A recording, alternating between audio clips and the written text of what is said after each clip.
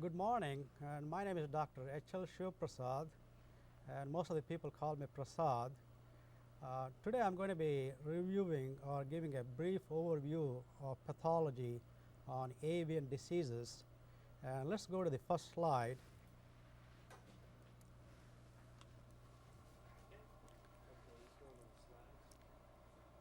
I'm from the California Veterinary Diagnostic Laboratory System in the Fresno branch, and I also have my email address that if anybody is interested in sending me emails regarding any of the questions you may have, I'll be glad to receive them and I'll be glad to answer to them. First, we're going to be talking about avian bacterial diseases. There are going to be a number of bacteria we will be looking at, especially from the pathology point of view. And I'm not going to have too many of these text slides, and I'm going to be going quite rapidly, looking at the various syndromes of various bacterial diseases. So one of the first diseases is the colibacillosis, or diseases caused by E. coli.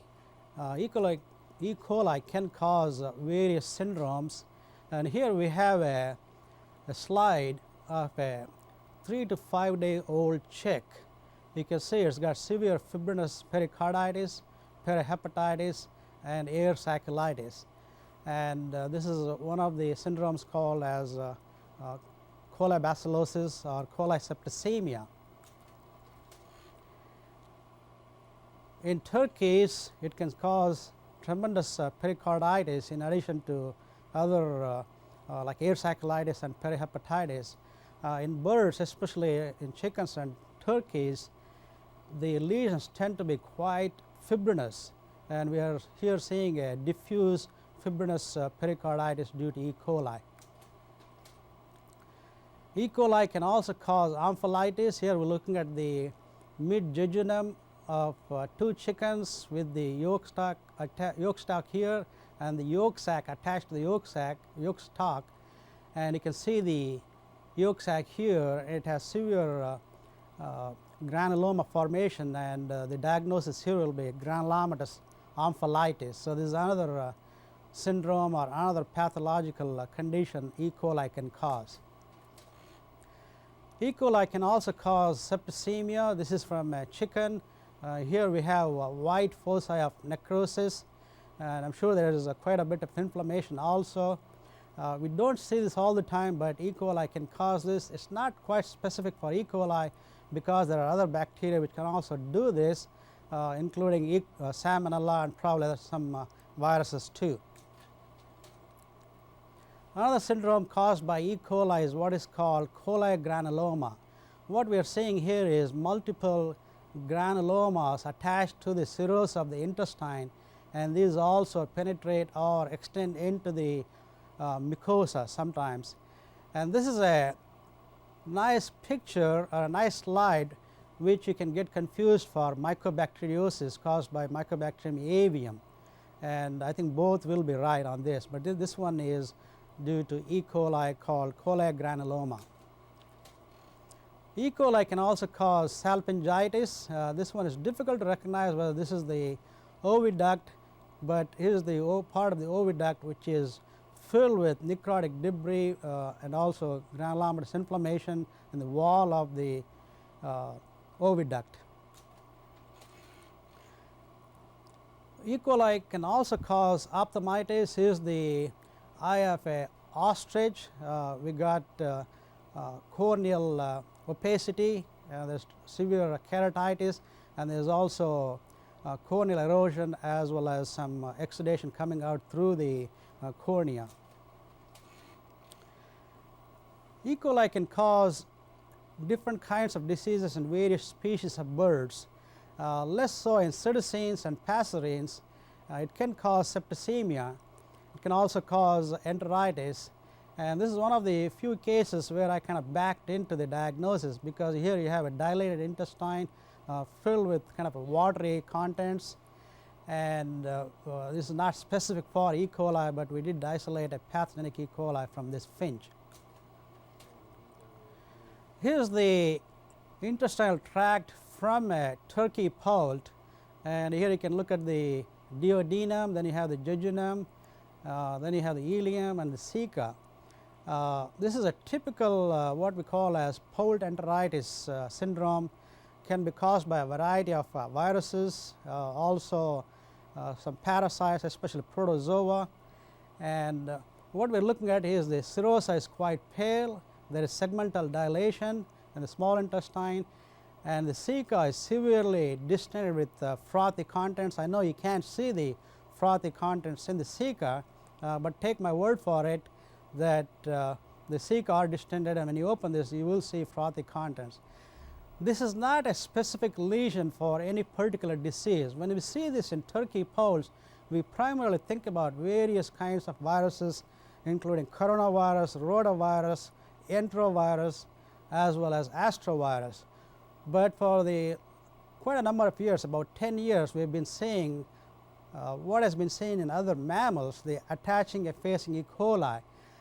Most of the time we see that in the ceca, but in chickens we have seen it all in small intestine, and we also seen attaching effacing E. coli in other species of birds such as quail, partridges, and ostriches, and few other kinds of miscellaneous birds.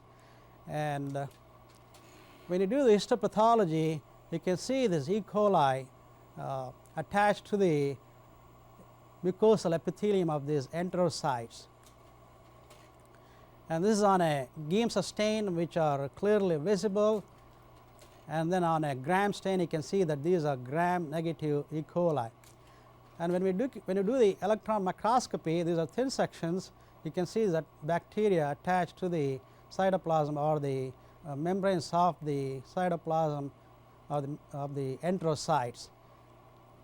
And these will form very nice cups and pedestals and will cause the effacement of the enterocytes. We have isolated this E. coli from a variety of birds like I mentioned before, and we have demonstrated attaching and effacing gene.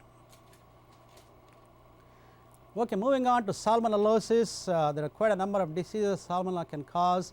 One of the most important diseases is the Pullorum disease caused by Salmonella Pullorum, and typhoid disease in poultry caused by Salmonella gallinarum. For all practical purposes, these two diseases are one and the same, except there is a slight biochemical difference between Salmonella Pullorum and Salmonella gallinarum. But in terms of clinical signs, lesions, mortality, pathology, these two diseases are about one and the same, and that's the way I'm going to discuss. The rest of the Salmonella, except for Arizona, is a disease called paratyphoid, caused by a variety of Salmonella. As you know, there are more than 2,000 serotypes of Salmonella, and out of which there are about 10 to 20 species which causes this paratyphoid, not only in poultry but also in various other species of birds. Out of these 10 to 20 species, some of the ones which are important are the Salmonella typhimurium, Enteritidis, Heidelberg, Inatum, and so on and so forth. There is another important disease called Arizonosis caused by Salmonella arizonae. It's quite important, especially in turkey poults, but you can also see this disease in chicks, ducklings, cetaceans, and passerines. We see especially in cetaceans and some passerines when people have animals like lizards which can carry Salmonella arizonae, and they can get infected from those lizards, and they come down with the Arizona infection. Okay, let's look at some of the lesions of the salmonellosis, and we'll start with Salmonella Pullorum. Here we have a open body cavity of a 5 to 6 day old chick. One of the things you notice is there is a fibronecrotic core or cecal core in the ceca. This one was due to Salmonella Pullorum. Also notice the spleen is quite enlarged and congested, as well as the liver too. It's not that enlarged, but it can be, and it's also very congested. And again, I like to point out this fibronecrotic lesion in the ceca is not specific for a particular disease like Salmonella Pullorum. Other Salmonella can also cause this, as well as some parasites like coccidiosis. And this is one of the first cases I had with Salmonella Pullorum. And as the disease progresses, one of the lesions you will see is this white nodules in the epicardium as well as extending into the myocardium. The pericardium is slightly thickened in this case, and the liver is slightly enlarged as some petechiae. And in chronic conditions, you will see this heart grossly misshapen as multiple yellow nodules, and also notice the pericardium, which is quite thick, and there is also some pericardial exudate. And you can also notice that the liver is off color, it is kind of brownish in color, and there is also chronic passive congestion because of the heart problem. If the birds do survive the Salmonella Pullorum, and as they get older and when they come to the laying stage, if you remember that one of the most important modes of transmission of Salmonella Pullorum is what is called transovarian. That is, once they become septicemic, Salmonella Pullorum will localize in these ovules. This is the ovary and here is the oviduct. This is a normal ovule or ovarian follicle. The whole thing is called the ovary, and here we have misshapen nodular follicles. So, we have folliculitis or oophoritis, and so when Salmonella multiplies in these follicles or the ovules, they cause granulomatous lesions. Also, the exudate accumulates in the oviduct and causes salpingitis, and this Salmonella Pullorum as well as Salmonella gallinarum can cause peritonitis as evidenced by presence of this exudate on the peritoneum. So, we have three morphologic diagnoses here: granulomatous oophoritis, granulomatous salpingitis, and fibrinous peritonitis. Here is a very classical picture of an ovary with ovules or follicles affected with Salmonella Pullorum. And again, looking at the normal ovarian follicles, and here are the ones which are affected with Salmonella Pullorum, and these are grayish, they are misshapen, they are nodular. Sometimes they will have a long stalk attached to this follicle. This is a very classical picture of Salmonella Pullorum, and like I said, Salmonella gallinarum will cause very similar lesions just like Pullorum. So, they are almost one and the same disease except for one biochemical difference which I alluded to in the beginning. This is one of the most fascinating cases of Salmonella Pullorum case I ever had. This was a backyard chicken submitted for diagnosis, and this ovary had 42 follicles, ovarian follicles, which were infected with Salmonella Pullorum, and you can see many of them are misshapen, they are nodular, there is also exudate in them, and sometimes they are attached with this long stalk to the ovary. Okay, that is about Pullorum. Now, moving on to diseases caused by other Salmonella.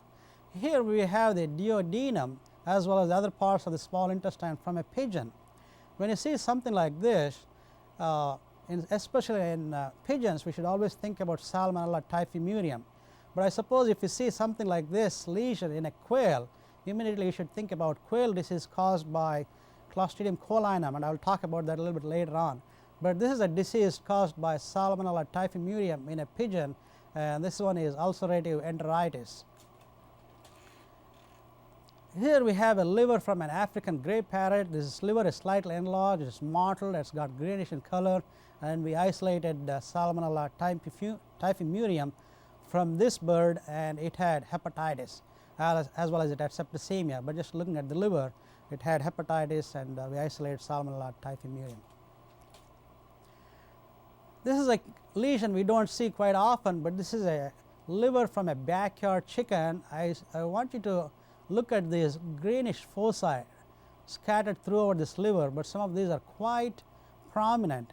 And again, this is a manifestation of salmonellosis, and what has happened here is there is inflammation of the bile ducts as well as inflammation around the bile ducts.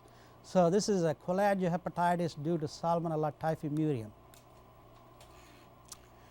As I said, Salmonella typhimurium as well as other Salmonella can cause septicemia, and one of the most commonly involved organ is the spleen, and this is a spleen from a canary. And if you remember, or you may not remember, that the spleen in some of the passerines are elongated. So, this is the normal shape of the spleen in a canary and also finch, and can be also in a pigeon. but the size is severely enlarged. So, this is due to Salmonella typhimurium again.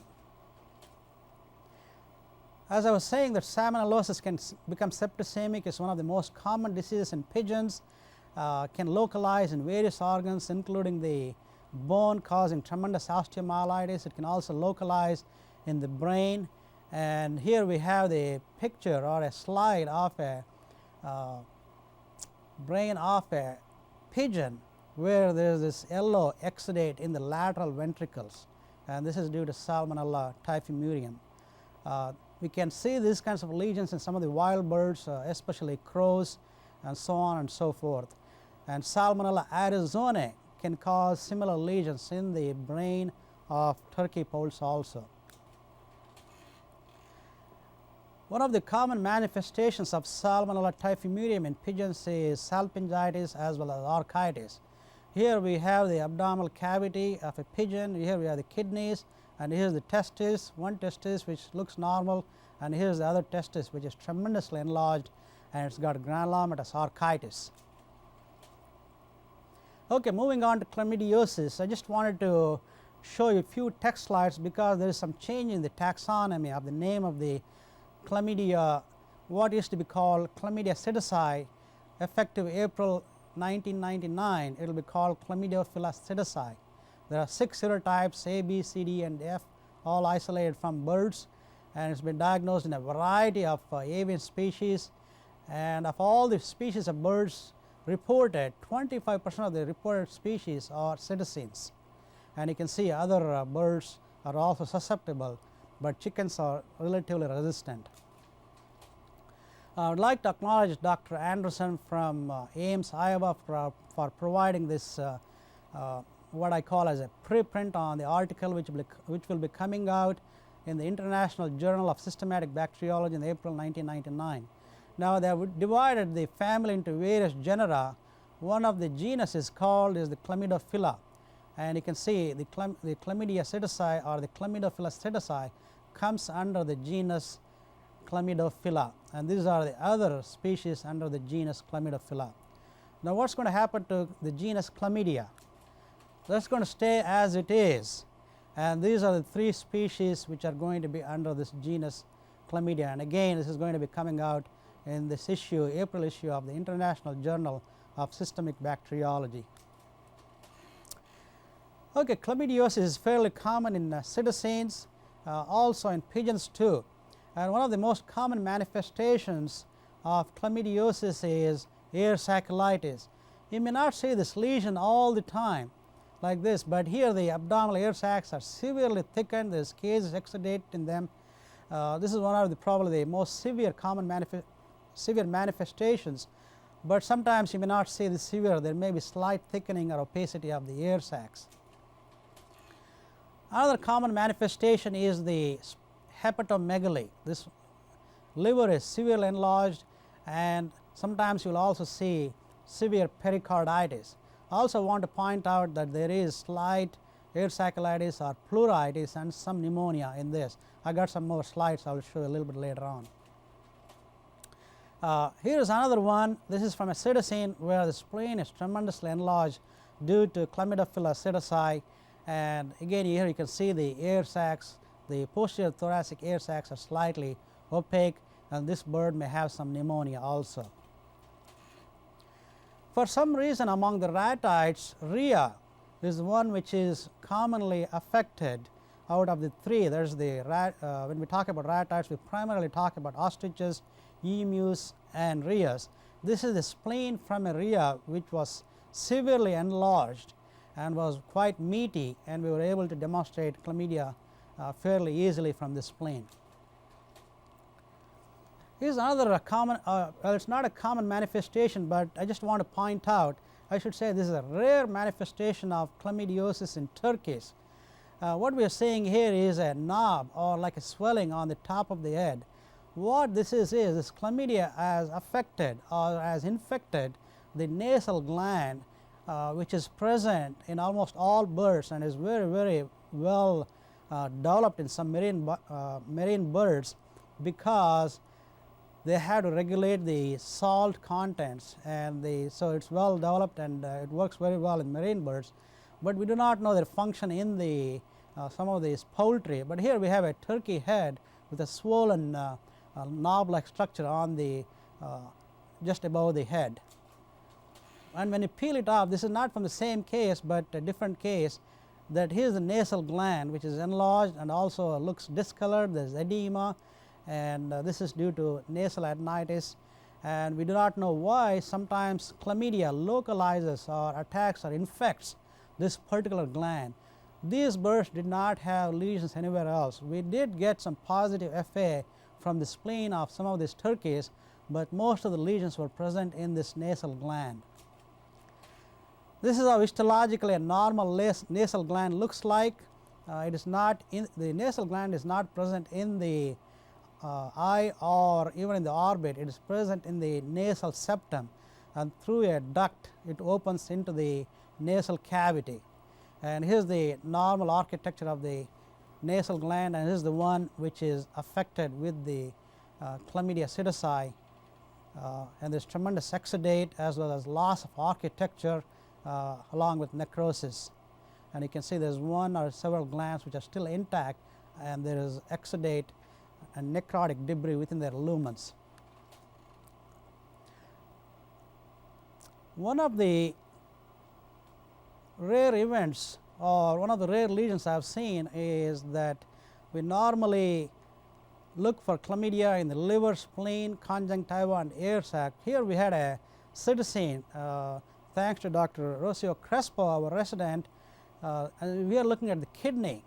In this citizen, this chlamydia was present only in the kidney, and you can see there is tremendous inflammation here. There is also a tubule whose architecture is destroyed because of degeneration, necrosis, and inflammation. But these are the chlamydia organisms present in the intracytoplasm of these tubular epithelial cells as well as the macrophages. And this is one of the rare diseases I have seen where it was present in kidney but not in other organs. So it can be present in many, it can manifest in many different ways. And when we did the immunoperoxidase staining, it was positive for chlamydia. This is the kidney from that citizen I was talking about. Okay, moving on to Claustral diseases. There are many diseases Clostridia can cause, not only in poultry but other birds. One of the most common one is the Clostridium perfringens. Type A is the most common. It causes necrotic enteritis in poultry as well as in ratites and sometimes in citizens. Necrotic enteritis is the name of the disease. It is not the morphologic diagnosis. So I just want to point that out. Then we have another disease called ulcerative enteritis caused by Clostridium cholinum, and this is the name of the disease here in poultry, especially in quail, and there it is also called Quail disease. It also affects other species of birds like toucans as well as ratites. Over many number of years now, we have been isolating Clostridium difficile from ratites, especially ostrich. There it causes typhlocolitis most of the time, but it can also cause entero as well as enterotyphlocolitis. Liver may be involved in most of these diseases, not all the time, but sometimes you will see foci of necrosis in these diseases. There is one more Clostridium I would like to add this to list. There is Clostridium sordalii. Clostridium sordalii can cause enterotyphlocolitis in ostriches and also can cause hepatitis in ostriches too. Other Clostridia, Clostridium septicum, cause gangrenous dermatitis in poultry, especially chickens, but Clostridium perfringens can also cause gangrenous dermatitis as well as Staphylococcus aureus can cause gangrenous dermatitis. And of course, one of the most important Clostridium is the Clostridium botulinum, which causes limber neck in poultry. Here is the small intestine of a turkey, and this is a good example of necrotic enteritis due to Clostridium perfringens. Here is a very nice pseudomembrane, and I suppose you can morphologically can call it as diffuse fibronecrotic enteritis. This is again necrotic enteritis in turkey, but in this case it was complicated with hemorrhagic enteritis virus infection. Here we have not only necrosis of the mucosa, but it is mixed with blood. Sometimes we have seen coccidia with this, but coccidia doesn't normally cause hemorrhagic enteritis in especially turkeys. So this is a necrotic enteritis complicated with hemorrhagic enteritis virus infection in turkeys. Another necrotic enteritis in a dove, this could be in a pigeon or it could be in a chicken, and unfortunately a Clostridium was not isolated, so I cannot tell exactly what kind of Clostridia this one was, but histologically this had necrotic enteritis with Clostridia like bacteria attached to the mucosa with necrotic debris. As I said, Clostridium perfringens is a very common and important pathogen in ostriches, and here we are looking at the large intestine, especially colon. In ostriches, the intestine can be quite long, especially in a let's say in a 6-month-old ostrich, the intestine can be as long as 42 feet, out of which large intestine can be as long as 20 feet. And so what we are looking at here is primarily the large intestine. There is diffuse hemorrhage. It also has the lumen is dilated and it contains watery contents. There was also necrotic debris in them, and once in a while you can see foci of frank hemorrhage, and we isolated Clostridium perfringens and was typed as type A from this. One of the common manifestations of Clostridium difficile we see, or at least I see, is this ceca, this tremendous edema. And histologically, if you look at this, you can see here is the mucosa, it's got increased cellularity, the lamina propria. Here is the muscularis mucosa, the muscular layer, and you can see the tremendous separation between the two layers. Excuse me, here's the muscularis mucosa and here's the muscular layer, and tremendous edema. Not typical of, not pathognomonic for Clostridium difficile, but this is one of the things you should consider, and this is what I see fairly commonly associated with Clostridium difficile. This is one of the most interesting and fascinating cases I have seen, that routinely we culture, or at least I culture, whenever I see lesions like this, not only aerobically but also anaerobically. And many years ago, when I cultured this liver from an ostrich chick, we cultured Clostridium difficile from this. And this is not a commonly isolated organism from the liver, but I want you to keep in mind that Clostridium difficile can cause hepatitis. And again, Clostridium difficile has not been commonly isolated from organs other than the intestinal tract from any bird species or even mammals. I do not know why, but in humans, Clostridium difficile has been isolated from many parts of the body. And my feeling is just a matter of routinely looking for it, and also that Clostridium difficile, as the name indicates, is difficult to isolate, and you need special media called CCFA plates from which you can isolate, if not easily, but sometimes. Okay, moving on again, this is from a 3 to 6 month old ostrich with tremendous necrotizing hepatitis, especially here, and from this Clostridium perfringens was isolated. This is a classical lesion of quail disease, or also called ulcerative enteritis in a quail. And here we have ulcers in the duodenum. You can see the pancreas in between the duodenal loops, and you can see the ulcers from the mucosa extending into the cirrhosis of this duodenum. Like I said, with Clostridia, sometimes you can see necrotic hepatitis or white foci with necrosis, and that's what we are seeing in this case. Another classical example of quail disease, also called ulcerative enteritis. We can see similar lesions like this in other poultry species, but not as dramatic like this as we see in quail. Again, we are looking at the duodenum. Here's the pancreas, and here's the open small intestine with ulcers which extend into the serosa. Sometimes these ulcers penetrate and perforate through the serosa, causing peritonitis. Okay, moving on to mycobacteriosis. There are quite a number of species of mycobacteria. I don't like to use the term avian tuberculosis. I like to call it as mycobacteriosis. There are quite a number of species which can cause mycobacteriosis, out of which Mycobacterium avium is the most important one, as a wide host spectrum, which are listed here.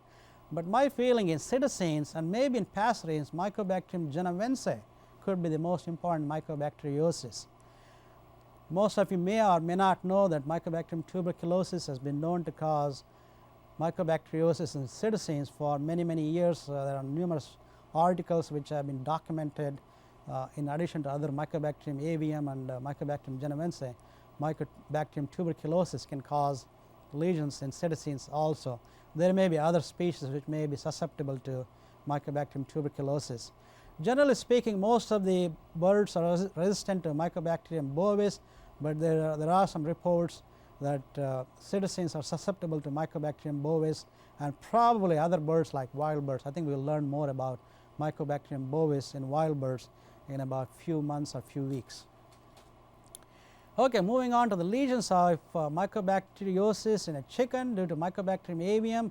Here is the liver, which is grossly enlarged, has numerous pale foci, and these are raised nodules, kind of yellow nodules, and the liver is congested, that is why it is dark, and the spleen is tremendously enlarged and also has numerous pale yellow granulomas. And this is from a golden pheasant, one of the rare times where I have seen that mycobacteriosis affected the heart. And here we have granulomatous epicarditis, myocarditis, and you can also see the liver being involved with granulomatous lesions. But also notice this lesion, here we have the lung, and here is the air sac, and we have granulomatous air sacculitis and some pneumonia also. It is difficult to tell pneumonia, but you can see the air sacculitis. This is from a golden pheasant. Compared to mammals as well as humans, where mycobacteriosis is primarily a respiratory infection, in birds primarily it affects the three organ systems. One is the intestinal tract, and it can be any species of bird, but in this case this one happens to be a peacock. So here we have a granulomatous lesion. This is a yellow nodule in the wall of the small intestine, sticking out of the serosa, but also extended into the mucosa also. The other two organs which are most commonly affected are the liver and the spleen, but mycobacteriosis can affect any organ system in the body of a bird, and I have seen lesions in almost all organs. One of the most common manifestations of mycobacteriosis in pet birds is hepatitis, splenitis, and enteritis, as well as other lesions. This is probably one of the most impressive lesions of mycobacteriosis you will see in a citizen, because most of the times the lesions are fairly subtle, and the liver is usually enlarged and it's kind of mottled white.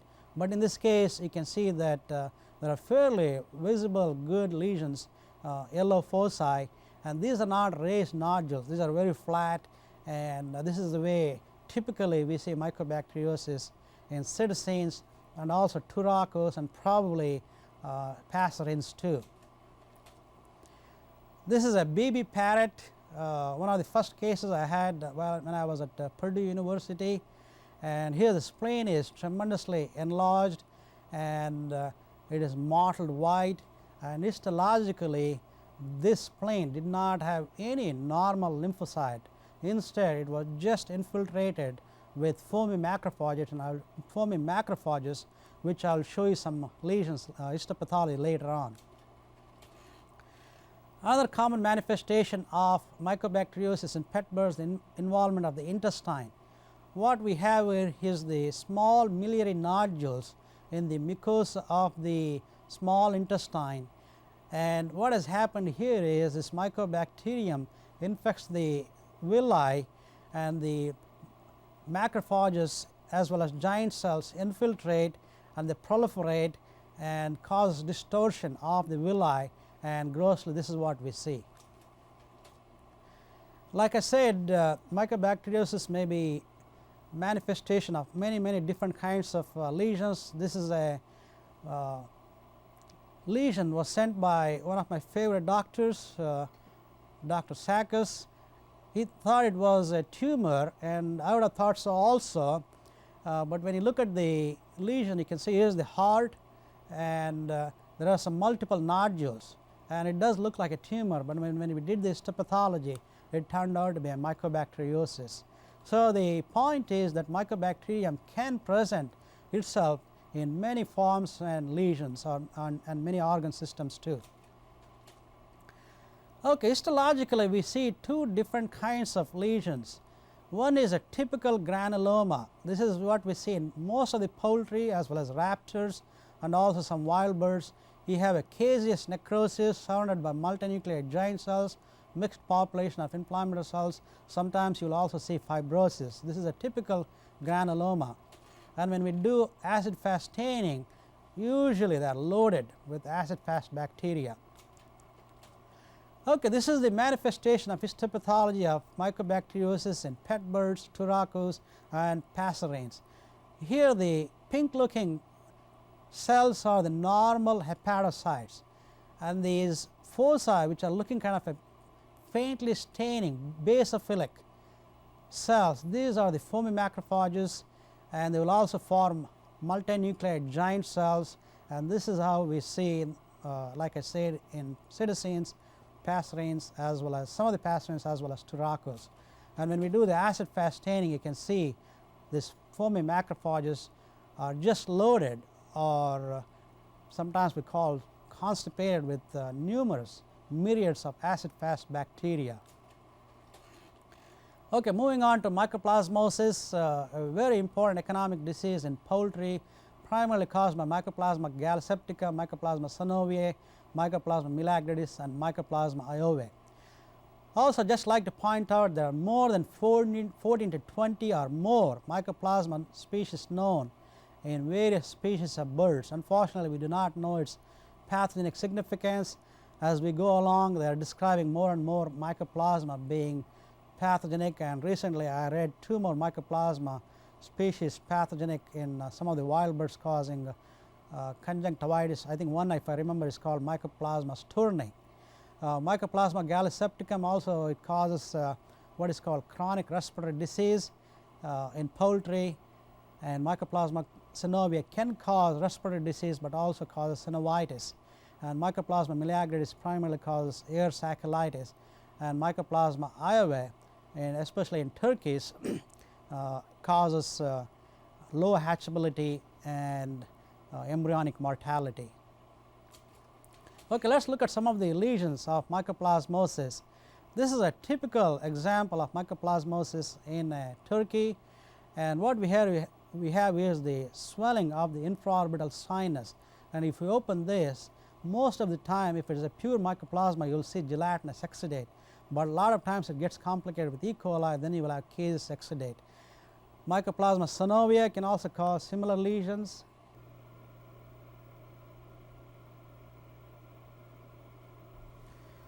One of the things I would like to point out is that Mycoplasma gallisepticum has also been associated with and isolated from the house finches causing conjunctivitis.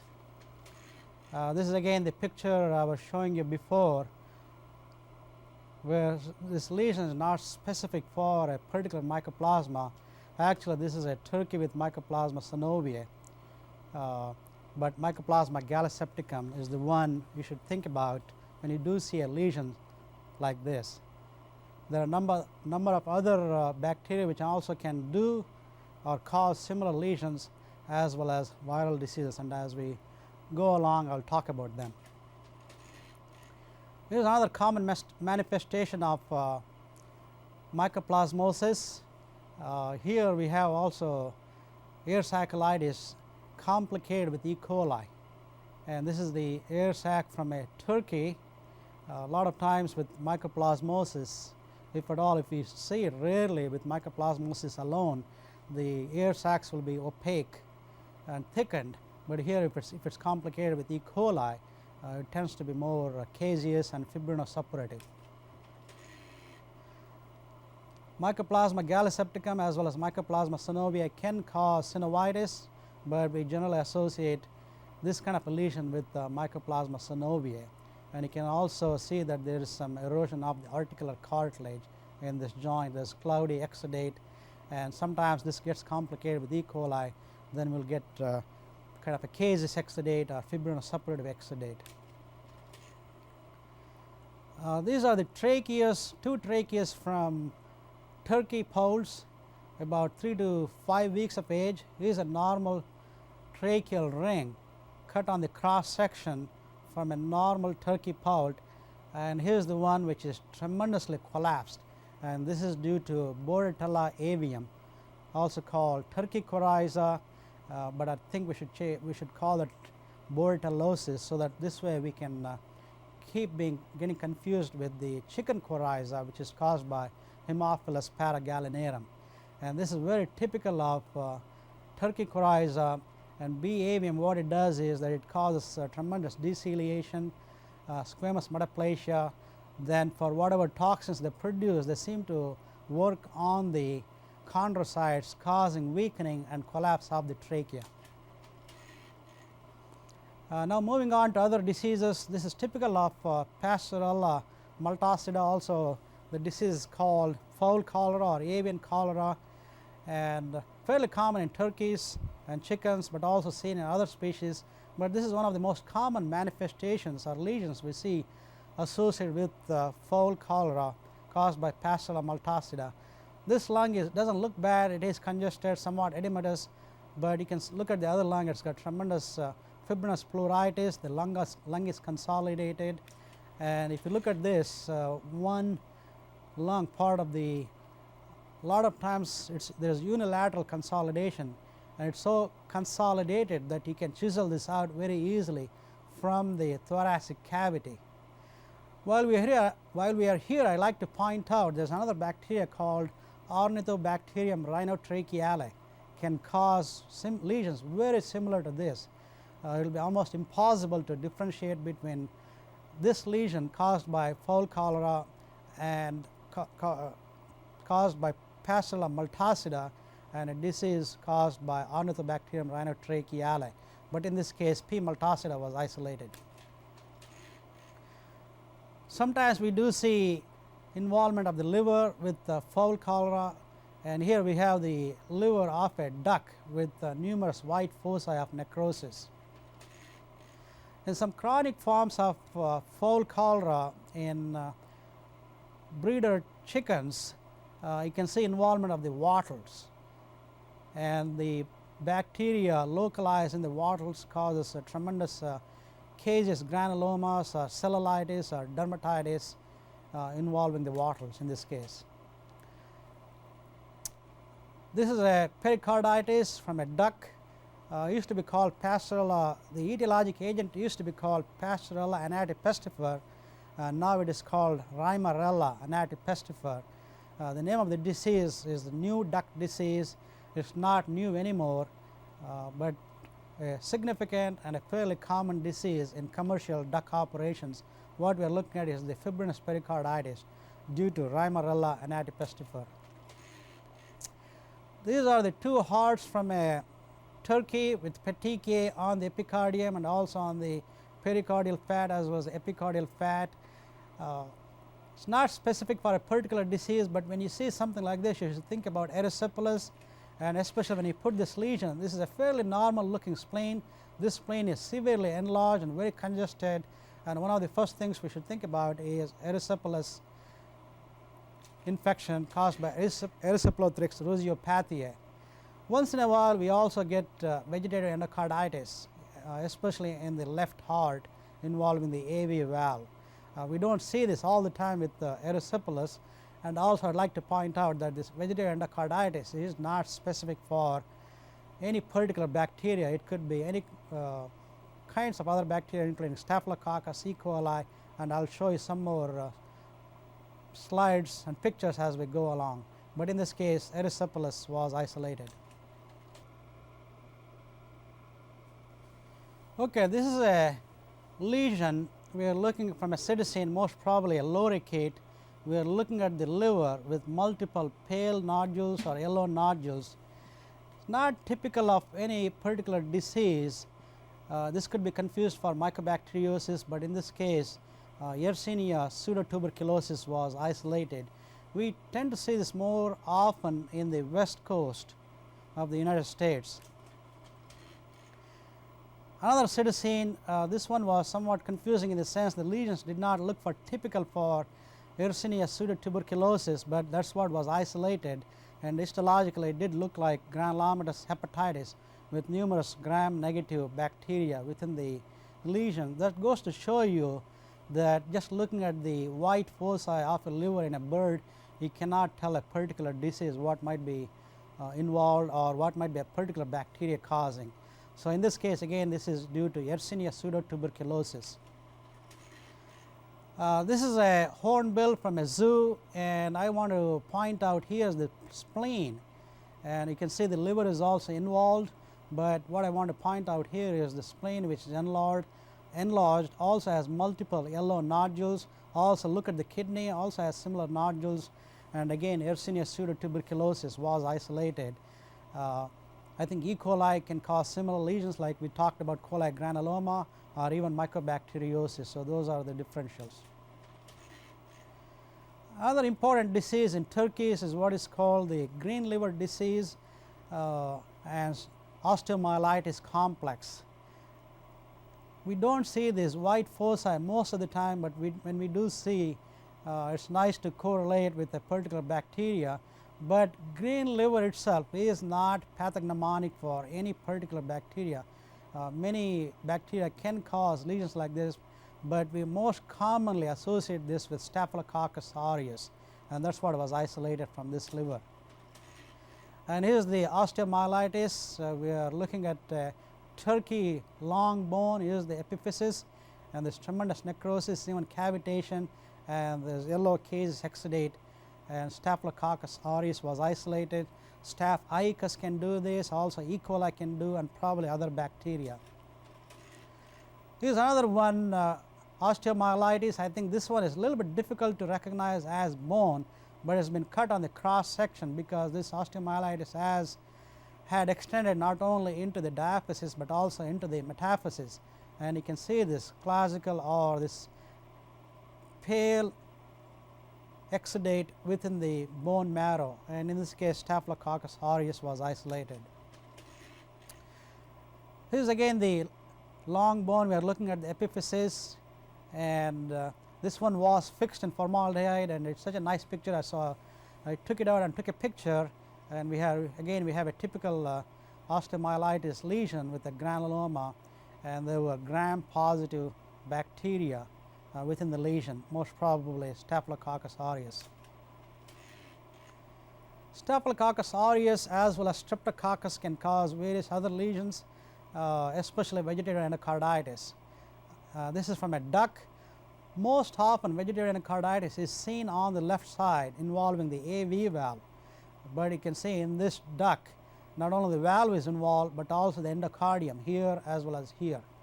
I do not know exactly what bacteria was isolated, but most of the cases I have seen Streptococcus is isolated, but it could be any kind of bacteria. One other thing we see with layers is, especially white leghorn layers, that they will often have vegetative endocarditis with infarctions. Here we have a heart with pale area in the myocardium, and when we cut this on the cross section we can see this tremendous infarction here, pale areas of myocarditis, and probably due to an infarction of one of the thrombosis of one of the vessels resulting in myocarditis. And here is that vegetative endocarditis we are looking at on the left side. Like I said before, Streptococcus, Staphylococcus, E. coli, Corynebacterium, erysipelas, and other bacteria can cause this. But most commonly we associate vegetative endocarditis with Streptococcus zooepidemicus. Quite often, due to vegetative endocarditis, you will not only have infarctions in the heart, but also in the liver, spleen, and other organs. In this case, there are tremendous infarctions. Depending on the kind of inflammation and leakage of pigments, this liver has become green, but these are infarctions due secondary to vegetative endocarditis. One of the most common manifestations of Staphylococcus aureus is bumblefoot. I do isolate few other kinds of bacteria. including if we try anaerobic culturing, that you can even culture some anaerobic bacteria. But this lesion is most commonly associated with Staphylococcus aureus. Another common manifestation of Staphylococcus aureus, either aureus or other kinds of Staphylococcus, is osteomyelitis in turkey poults. What happens here is sometimes that if the toes are not trimmed, what they do in the field is they trim the toes. For example, look at this toe, it's normal, the claw is sticking out, but here they have been trimmed. If they're not trimmed properly, you will have an ascending infection, and this infection localizes in this foot joint, but also can extend into the hock joint as well as into the stifle joint, even can cause septicemia. Okay, moving on to some of the fungal diseases among the avian species. There are quite a number of fungi which have been described. I think as we go along, they are describing more and more, but some of the most important ones are the aspergillosis, candidiasis, zygomycosis. I will also talk about favus and few other fungi. Just like to point out that cryptococcosis has been described in pet birds, rhinosporidiosis has been described in the conjunctiva of swans, and penicillium in the beak of a pet bird. Histoplasma, many years ago, they did experimental work and reproduced iridocyclitis in chickens. And this is the one we are looking at, a red-tailed hawk, excuse me, it's a Cooper's hawk. One thing you notice that here the adrenals and here the two ovaries. Some of the raptors will have two ovaries. And just like to point out these yellow nodules and also plaques on the pleura as well as in the air sacs, very typical for aspergillosis. And here is a cormorant we are looking at, and again another aspergillosis plaque, and there are numerous other plaques within the air sacs as well as the pleura extending into the lungs. Here is another part of the air sac which is also thickened. When we do histopathology of the air sacs, birds are one of the few species in which we can see these conidia, because these you can see them grossly on the air sacs, but most of the time in other species as well as birds, what we see is this mycelia, septate branching hyphae due to Aspergillus fumigatus, but also it could be due to Aspergillus flavus. One of the most common manifestations of aspergillosis in turkey poults is what is called brooder pneumonia. Here we are looking at the lung of a turkey poult with yellow nodules.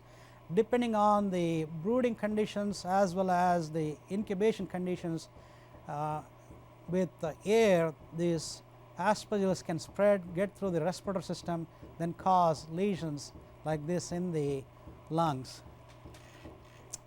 One of the lesions or one of the areas one should always look for aspergillosis is the syrinx. I do not know how often that I have found lesions in the syrinx alone, and so this is a good area to look for. Sometimes this is the only lesion we might find. You can see this in this bird. There is a casus granuloma, and histologically it turned out to be aspergillosis. You can also see aspergillosis involving the brain and even the eye as well as various other parts of the body. Here's another one. I just like to point out aspergillosis lesion in the brain of a parrot, and I think you can see this is the normal part of the brain, and here's some discoloration. Histologically, it had granulomatous encephalitis and with mycelia consistent with the morphology. Okay, like I said, moving on, and we are moving on to the next tape, and we are still with the diseases caused by mycotic agents. Here we have the crop of a pigeon with typical candidiasis. I think most of you remember candidiasis can cause lesions like Turkish towel, and if you look at the crop of this pigeon, you can see the appearance of this Turkish towel lesion due to Candida albicans. That's what is isolated most of the time. Crop mycosis or candidiasis of the crop in turkey poults is very common, and here's another manifestation of candida in the crop of a turkey poult. Here's one in the oral cavity of a chicken.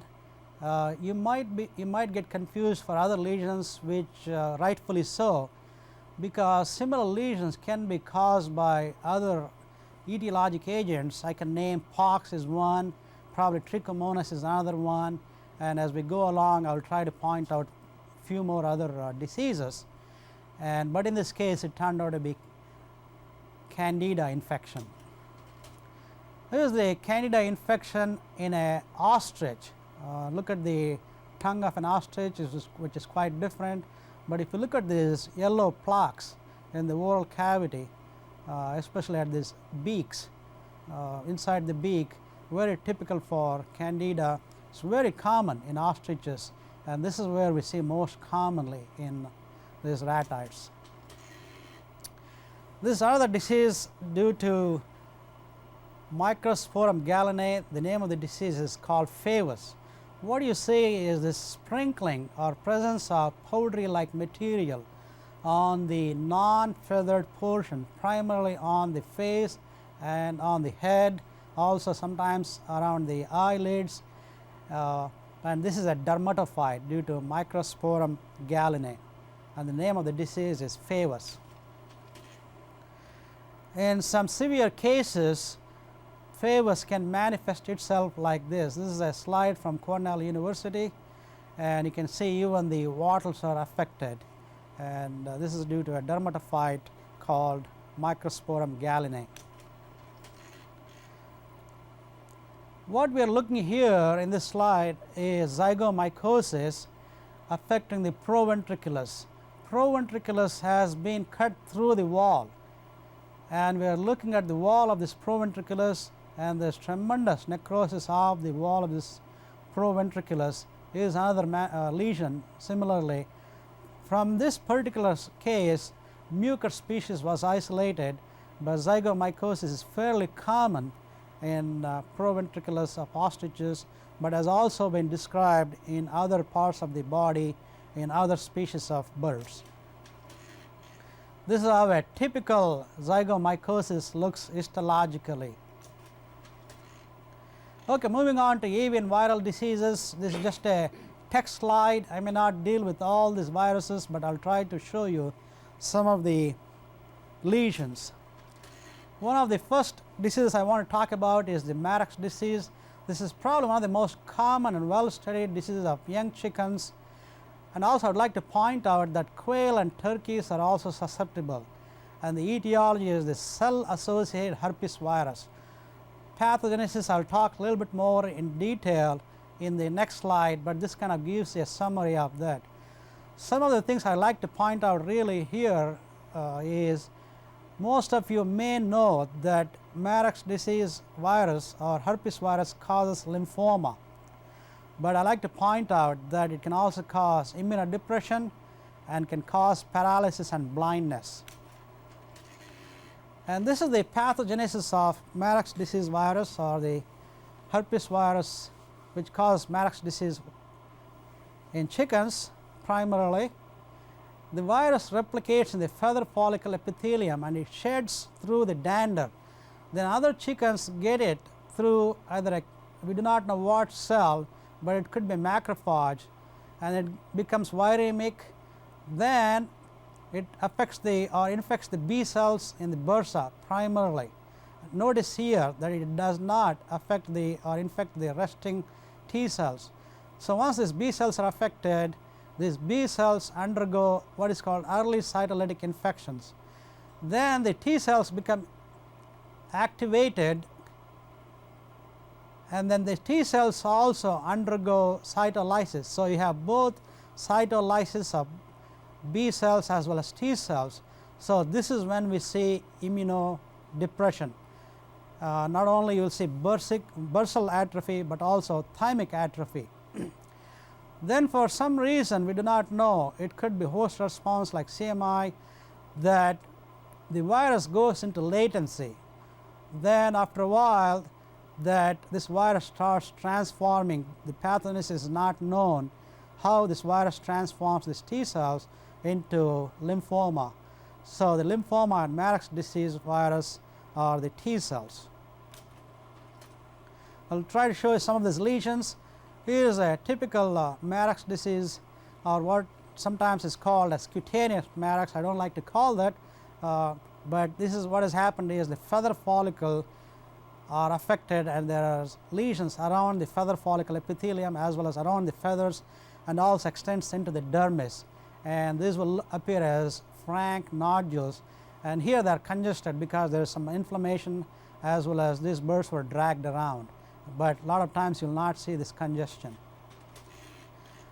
This is a feather follicle we are looking at, and here is the lymphoma on the outside of the feather, and the pulp cavity goes on this side, and here is the feather follicle epithelial cells, and I would like to point out the intranuclear inclusion bodies. There is one there, there is another one, there are several here.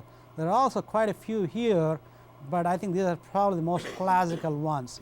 And remember, this is where the complete virion production or productive infection takes place, even though some can take place in lymphocytes, and also the inclusion bodies are primarily seen only in this place.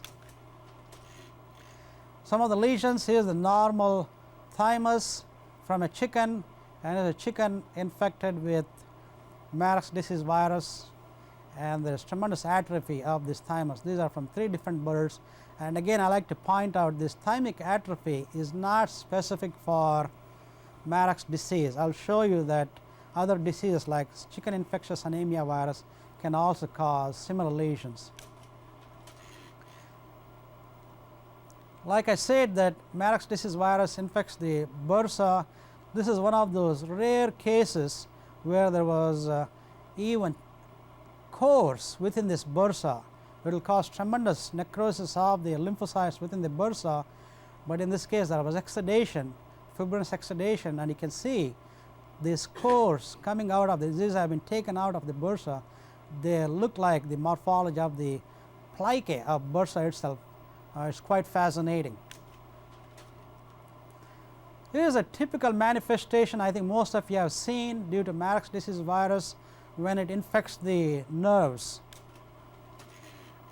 This is a little bit of a over exaggeration. You may not see these lesions. These are the sciatic nerves. You have the plexus here, where the kidneys have been removed, and you can see the sciatic nerves are grossly enlarged. When you see something like this, it's fairly easy to diagnose, but please take my word that many times these lesions are not like this. Occasionally I have seen lesions that can, especially the sciatic nerves, so enlarged they can be as big as the small finger in your palm or in your hand. Histologically, this is a sciatic nerve. It could be brachial nerve, it could also be a vagus nerve, and what we have is infiltration of a pleomorphic population of mononuclear cells. We also have some demyelination. The pathogenesis of demyelination is not known. One of the speculation is that this virus may infect the Schwann cells, causing demyelination. Another thing I like to point out is this is how you see most of the time, but what I like to point out is sometimes there will be so much infiltration that the cells will appear uniform lymphocytes, even though most of the literature says these are pleomorphic population, but I have seen cases where there is only uniform population of lymphocytes, just like a wall-to-wall carpet from top to bottom. Gross lesions again of Marax disease involving the liver, and again I like to point out that lymphoid leukosis virus, which I will talk a little bit later on, can also cause similar lesions. In this case we have a normal liver and spleen, but here is one which is affected with Marax disease virus, and again I said that lymphoid leukosis virus, which is a retrovirus infection, can also cause lesions like this. It can be diffuse enlargement due to infiltration of neoplastic lymphocytes in the liver and spleen. But sometimes the liver can have these nodules, so it does not have to be diffuse, so it can be nodular also. This is the proventriculus due to Marax disease virus. Here's a lymphoma. Proventriculus seems to get affected more often compared to lymphoid leukosis. Again, here's the kidney with lymphoma due to Marax disease virus, but again this could be lymphoid leukosis too. I showed you the slide of bursa due to Marax disease virus, and this is the bursa fabricius infected due to lymphoid leukosis virus caused, or also called retrovirus.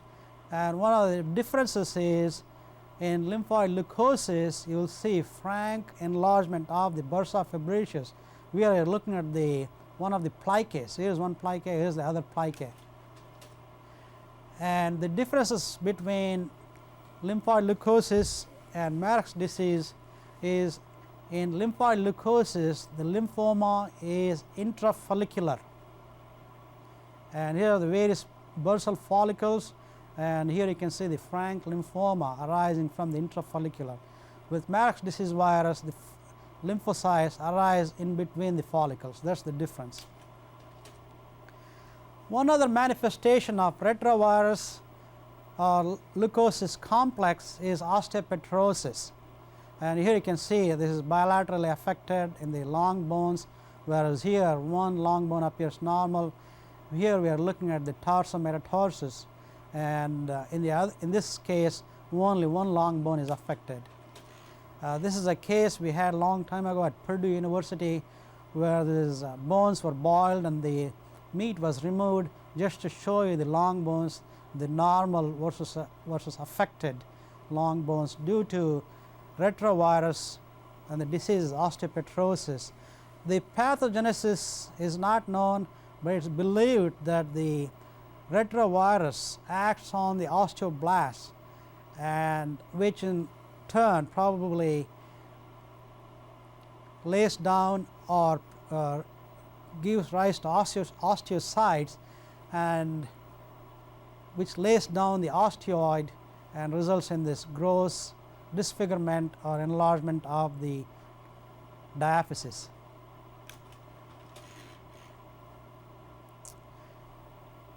Okay, moving on, one of the important diseases we are seeing, especially in the late 90s, 98 and 99, this is called myelocytomatosis, and this is caused by retrovirus sub-J group. It's primarily seen in broiler breeders and broilers. When we talk about broilers, we are talking about birds anywhere from 4 to 7 or 8 or 9 weeks of age. But one thing I like to point out, that layers, that is white leghorns, are also susceptible, and the sub-J group belongs to the leukosis sarcoma group, and the lesions involve liver, spleen, kidneys, sternum, and what you'll have is nodules made up of immature granulocyte. I'll show you some lesions. One other thing this sub-J group of this retrovirus causes associated with myelocytoma is this various tumors, most commonly hemangiosarcoma, lymphoma, and also renal tumors. I will also give you some of those examples. Here is the rib cage of a broiler chicken. I just like to point out there are some nodules here attached to the close to this rib cage, and there is another one which is coming out here. Histologically it turned out to be sheet of myelocytes. Here is one in a broiler breeder. This liver is very enlarged, has multiple nodules, white nodules, and these black dots turned out to be hemorrhages. Here we are looking at the abdominal cavity of a chicken, and there is the lungs, and here are the kidneys which are out of focus, and this organ is the ovary, and again this one was taken from the same bird as the previous case, and you can see the ovary is involved with myelocytomatosis, and also the kidneys are involved, but they are out of focus here. And histologically this is what you will see, just very immature granulocytes or myelocytes made up of the sheets of cells. See if I can focus this a little bit better. Okay, few other tumors associated with myelocytomatosis are retrovirus subgroup J is hemangiosarcomas, like I said, and here we are looking at the lungs. Here is one lobe, here is the other lobe, and these are some of the vessels which came out of the heart, and you can see this hemangiosarcoma. You can see similar lesions in various other parts of the body, including the liver. This one happens to be spleen, and this turned out to be ganglioneuroma. Okay, moving on to other diseases. This is the trachea from a chicken. Not a specific disease you can think about, but if you do see frank hemorrhage, you should always think about infectious laryngotracheitis. And here in this case, there is some exudate, which is fibronecrotic exudate within the lumen. There is congestion to hemorrhage, and you should think about infectious laryngotracheitis when you see similar lesions like this caused by herpes virus. Primarily a disease of chickens, but other species of birds like peacocks, pheasants are also susceptible. But all lesions due to infectious laryngotracheitis will not look like this. Sometimes they will look like this. There is no hemorrhage, but this is a little bit of a chronic or a subacute infection. What we have here, fibronecrotic mucosa, but also involves the larynx too, and in this case pharynx. This is kind of a rare lesion. One other differential when you see something like this you have to think about is wet pox or diphtheritic form of wet pox. This one was quite an interesting case. In this case, we isolated, or this one was associated with both diseases, that is infectious laryngotracheitis and fowl pox.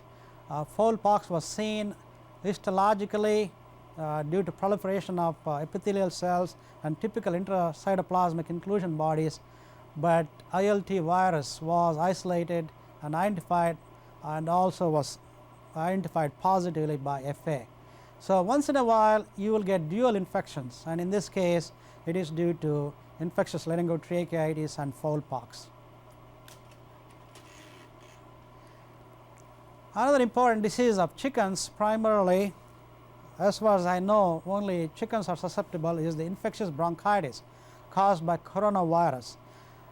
It's quite an important disease, and this is of great economic significance. There are numerous serotypes. Clinically, it will cause respiratory signs, and lesion-wise, it will cause tracheitis, which is mostly catarrhal.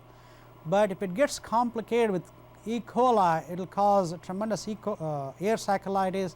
But once in a while, we will get pneumonia, as well as in this case bronchitis. You can see this exudate within this bronchus. This is a bronchitis complicated with E. coli.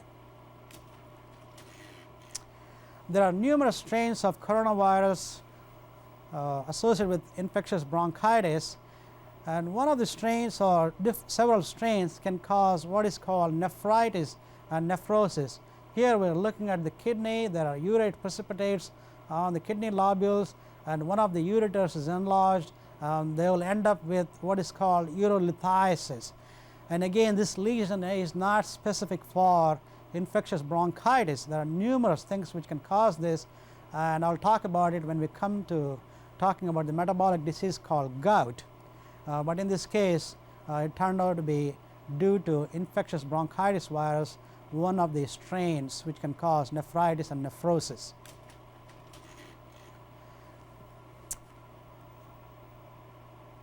Okay, one of the diseases I will be talking a little bit in detail is Newcastle disease. But before I go into that, I just wanted to talk about a little bit on avian paramyxoviruses.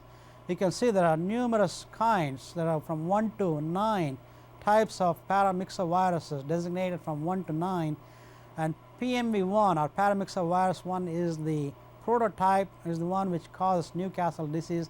There are numerous hosts which are susceptible to Newcastle or paramyxovirus 1. Paramyxovirus 2, also called Echinopsis, causes respiratory disease primarily in turkeys, but passerines are also susceptible. There are two kinds of paramyxovirus 3. One is the paramyxovirus 3 of turkeys, which causes egg production problems in turkey breeders. And paramyxovirus 3, I believe, is fairly common in cetaceans and passerines than paramyxovirus 1 in cetaceans and passerines. and it can cause neurological lesions in citizens and passerines, and I've seen quite a number of cases. I will not be talking too much about this, just like to point out it will cause encephalitis, myocarditis, pancreatitis associated with inclusion bodies. Another one is the PMV5 or paramyxovirus 5, also called, it causes a disease called Kunitachi disease in Budgerigars. Okay, Newcastle disease. I just like to talk a little bit about this disease and point out that it has a wide host spectrum and quite a serious disease of chickens, turkeys, and various species. And you can see 236 species of birds comprising 27 orders has been reported in. And another thing I like to point out before I go into showing lesions here, there are 3 strains primarily depending on their pathogenicity in chickens. The lentogenic causes either mild or no infection at all, or inapparent infection in chickens. Mesogenic is the one we are concerned about, causes disease and mortality in young chickens, and the birds are vaccinated for this. This is the one we are quite worried about in the United States, and recently they have renamed viscerotropic and neurotropic disease as exotic Newcastle disease, but I still like this calling this as velogenic viscerotropic or velogenic neurotropic, but I just like to point out that this has been replaced as exotic Newcastle disease in the United States.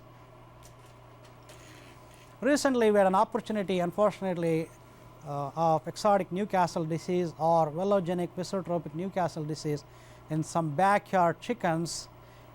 Fortunately, we were able to diagnose this disease very quickly and contain this disease before it spread to commercial poultry. This involved only about 40 game birds and were presented to our lab with a history of increased mortality and acute deaths.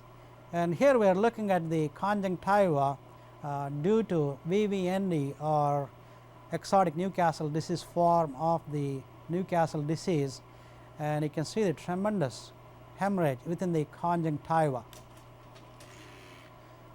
This is here we are looking at the esophagus, also the oral cavity. There are linear ulcers with fibronecrotic exudate on the ulcers, also linear hemorrhages and similar ulcers on the larynx. I just like to point out the trachea, which has diffuse hemorrhage. As most of you know, due to exotic Newcastle disease or velogenic viscerotropic form of Newcastle disease, proventriculus is one of the most commonly involved organ, and you can see, if you can look at this closely, there are just ulcers, necrohemorrhagic ulcerations and similar ulcers here in the proventriculus too. This is the duodenum from one of those chickens we necropsied. I also like to acknowledge Dr. Rocio Crespo, who was involved or who was instrumental in diagnosing this disease. We have duodenum here, and we have this petechia, hemorrhages on the serosa, and on the mucosa you can see frank necrosis and tremendous hemorrhages in the mucosa. In the trachea, diffuse hemorrhage, and just like to point out again, when you see something like this in a chicken, you should always think about infectious laryngotracheitis as well as avian influenza, including the Newcastle disease we are talking about. But in this case, this turned out to be exotic Newcastle disease. Look at the frank hemorrhage in the laryngeal mucosa. The velogenic visceral form of the exotic Newcastle disease can affect lymphoid organs. One of the organs is the cecal tonsils. Remember, birds do not have lymph nodes, and here the cecal tonsils, one of the main organs or main structures of lymphoid nodules where there are lymphocytes, was affected, and here is this necrosis and hemorrhage of the cecal tonsil, and there was diffuse hemorrhage within the mucosa of the ceca, as well as you can see the ulcers within the colon, and we could also see in the distal colon and rectum too. In younger birds, the bursa fibrosus was affected as well as the thymus. This is the vagus nerve which is coming with its branches here, but here are lobes of thymus. Unfortunately, This is not quite clear, but just like to point out that there are thymic lobes here. There are about 7 in chickens. There is tremendous edema, hemorrhage and congestion within these thymic lobes due to exotic form of Newcastle disease. Okay, this is the most common manifestation of paramyxovirus 1 in pigeons. Unlike Newcastle disease in other species, lungs are not involved in pigeons due to, or respiratory tract is not commonly involved due to paramyxovirus 1 in pigeons. It affects primarily the nervous system, also digestive system, as well as pancreas and kidney.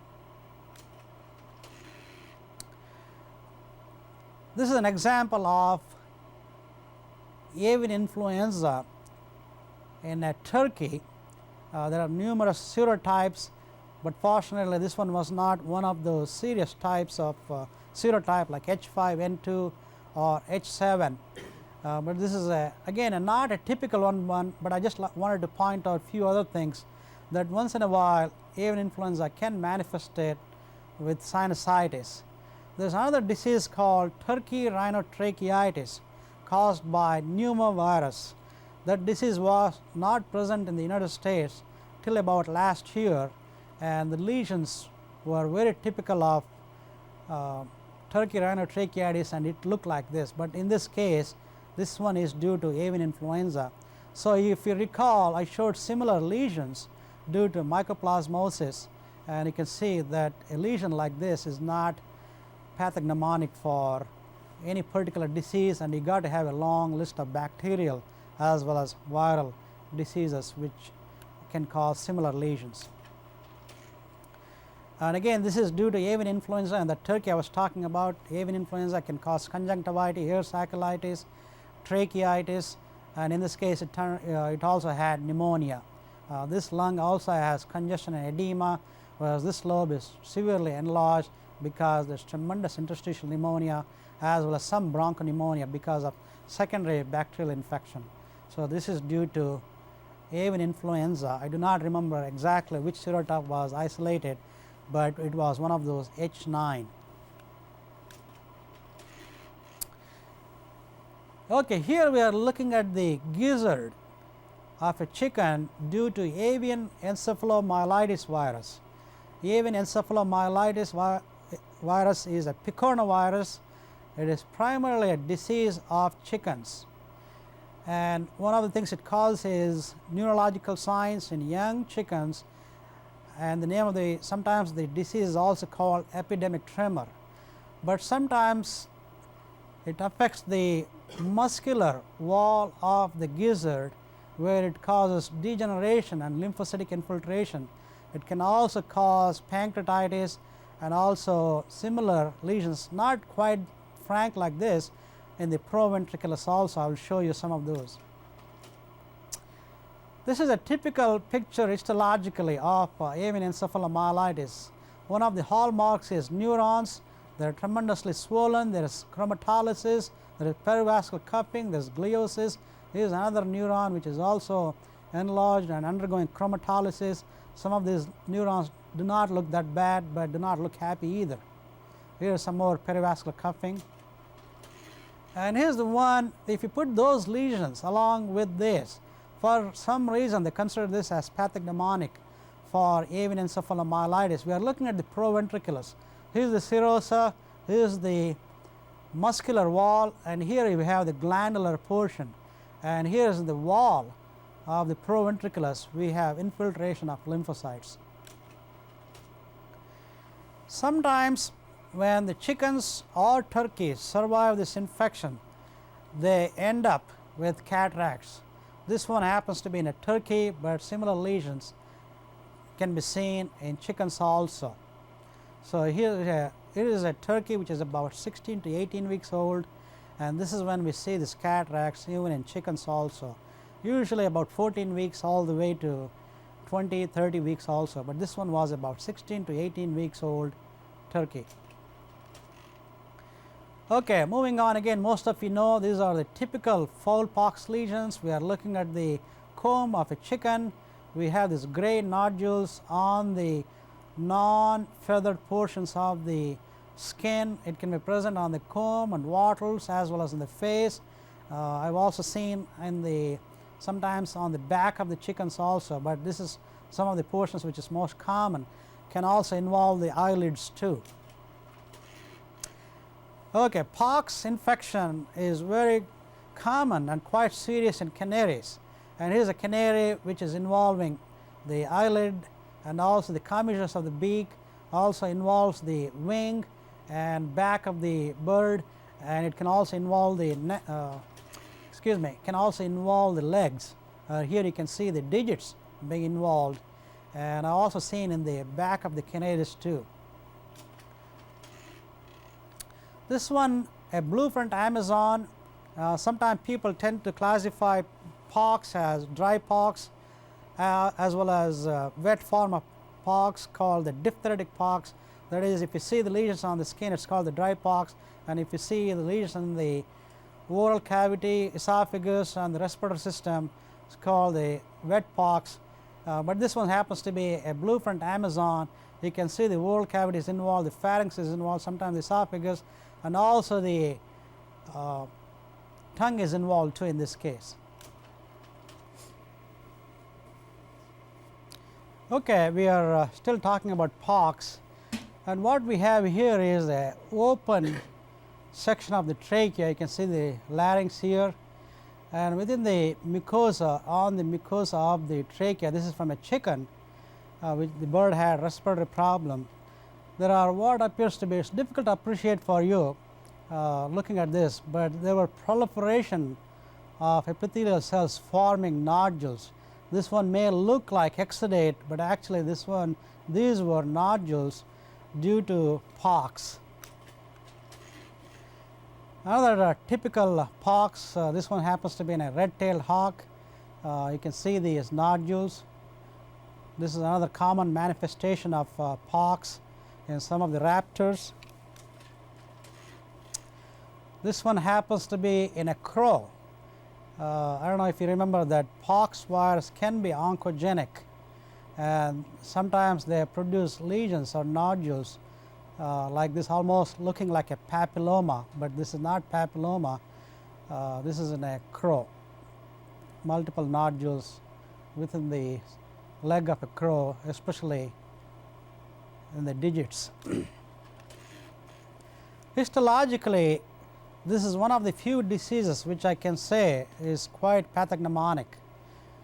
With pox, what happens is you will have proliferation of the epithelial cells, and they will undergo ballooning degeneration as evidenced by these clear vacuoles in the cytoplasm, then presence of these intracytoplasmic inclusion bodies. Here's a good one.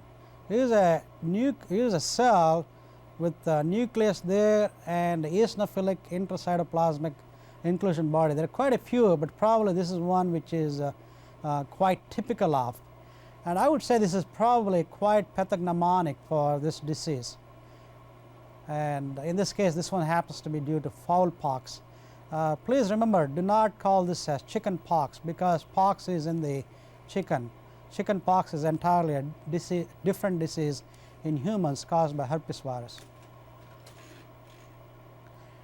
Okay, what we are looking at here are the 3 burses from a chicken due to infectious bursal disease virus. All 3 burses are affected, and it's quite an acute infection. I should have had a normal bursa here, which is somehow would have been smaller than this, and also would have been a little bit more pinkish in color. But all these have acute infection of the infectious bursal disease virus, which affects the lymphocytes within the follicles, and there's inflammation and there's also edema. As a result, you are seeing this enlargement of the bursa fibrosus. This is what is seen in about 3 to 5 days after the infection with the infectious bursal disease virus, which is a Burna virus. And later on, as the disease progresses, the bursa tend to atrophy, and they will look very, very small.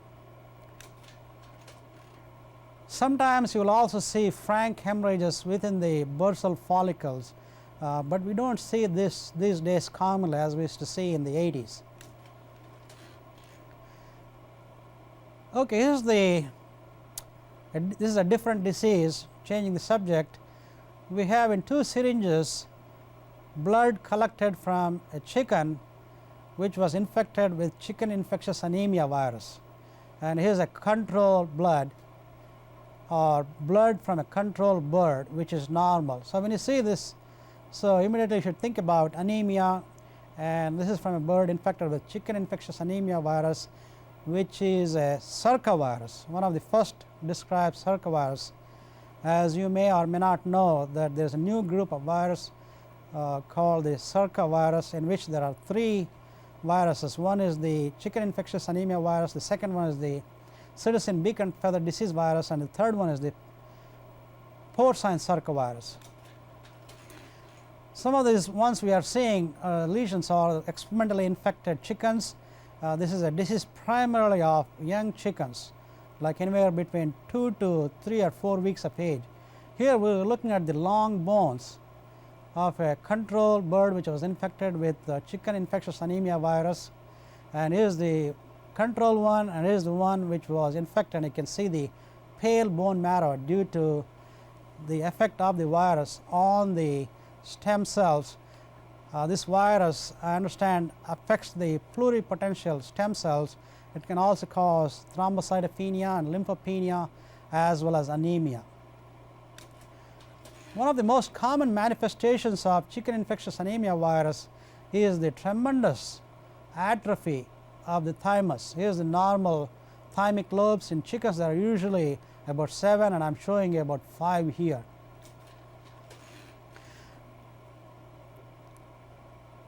Okay, moving on to other diseases. Here we are looking at the oral cavity. Here is the beak of a duck, and here is the trachea, the larynx, and here is the choana, the pharynx, and also part of the esophagus. Here what looks like, what appears like a diphtheritic membrane fibronecrotic lesions, which is quite severe, and especially in the esophagus. You can see these linear bands of fibronecrotic lesions, and this is typical of duck viral enteritis caused by herpes virus.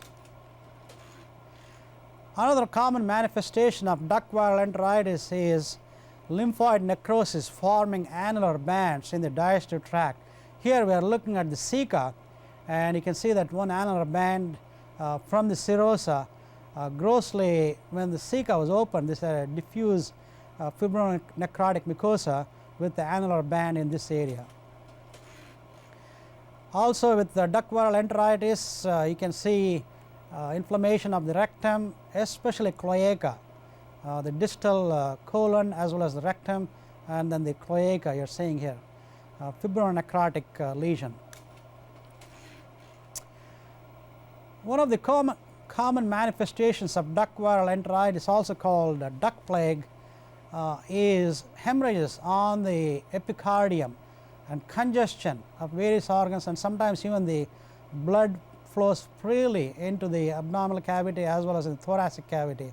So here is the heart with multifocal hemorrhages, and here is the liver which is really congested and also mottled pale. Histologically, this will have hepatocellular necrosis with intranuclear inclusion bodies, whereas in the esophagus you will have esophagitis, and you will have both intranuclear and intracytoplasmic inclusion bodies. Very briefly, a disease called Muscovy duck parvovirus infection. This is not the same as goose parvovirus infection. Here are some Muscovy ducklings which are recumbent. These had locomotor problems. These birds are about 2 to 3 weeks of age, and they had increased mortality in the flock. This is a virus which is present primarily in Europe, especially France and other parts, but recently we saw a case like this in the United States, especially in California. I understand this disease is present in Pennsylvania also. One of the manifestations of this disease is, you may not see this all the time, is that this virus attacks variety of cells including the muscle cells. This is the normal thigh and leg of a duckling, whereas here is one which has a pale areas or pale muscles, and this is due to the direct effect of the virus. And this is one of the few rare viral diseases I have ever seen which can cause myositis, and this is due to Muscovy duck parvovirus.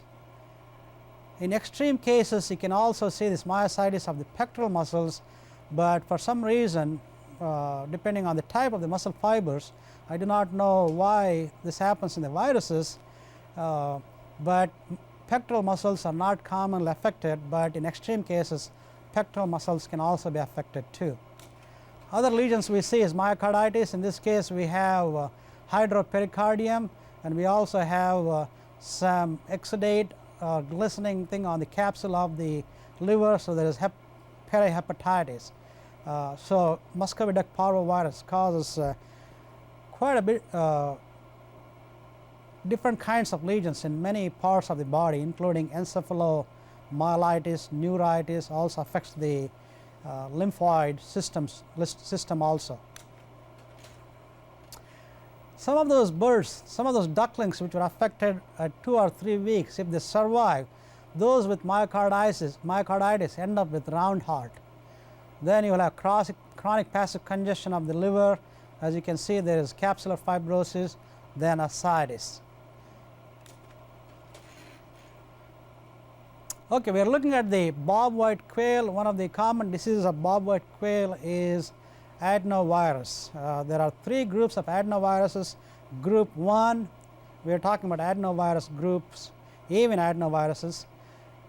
Group 1 causes inclusion body hepatitis in chickens and turkeys, probably other birds, also causes quail bronchitis.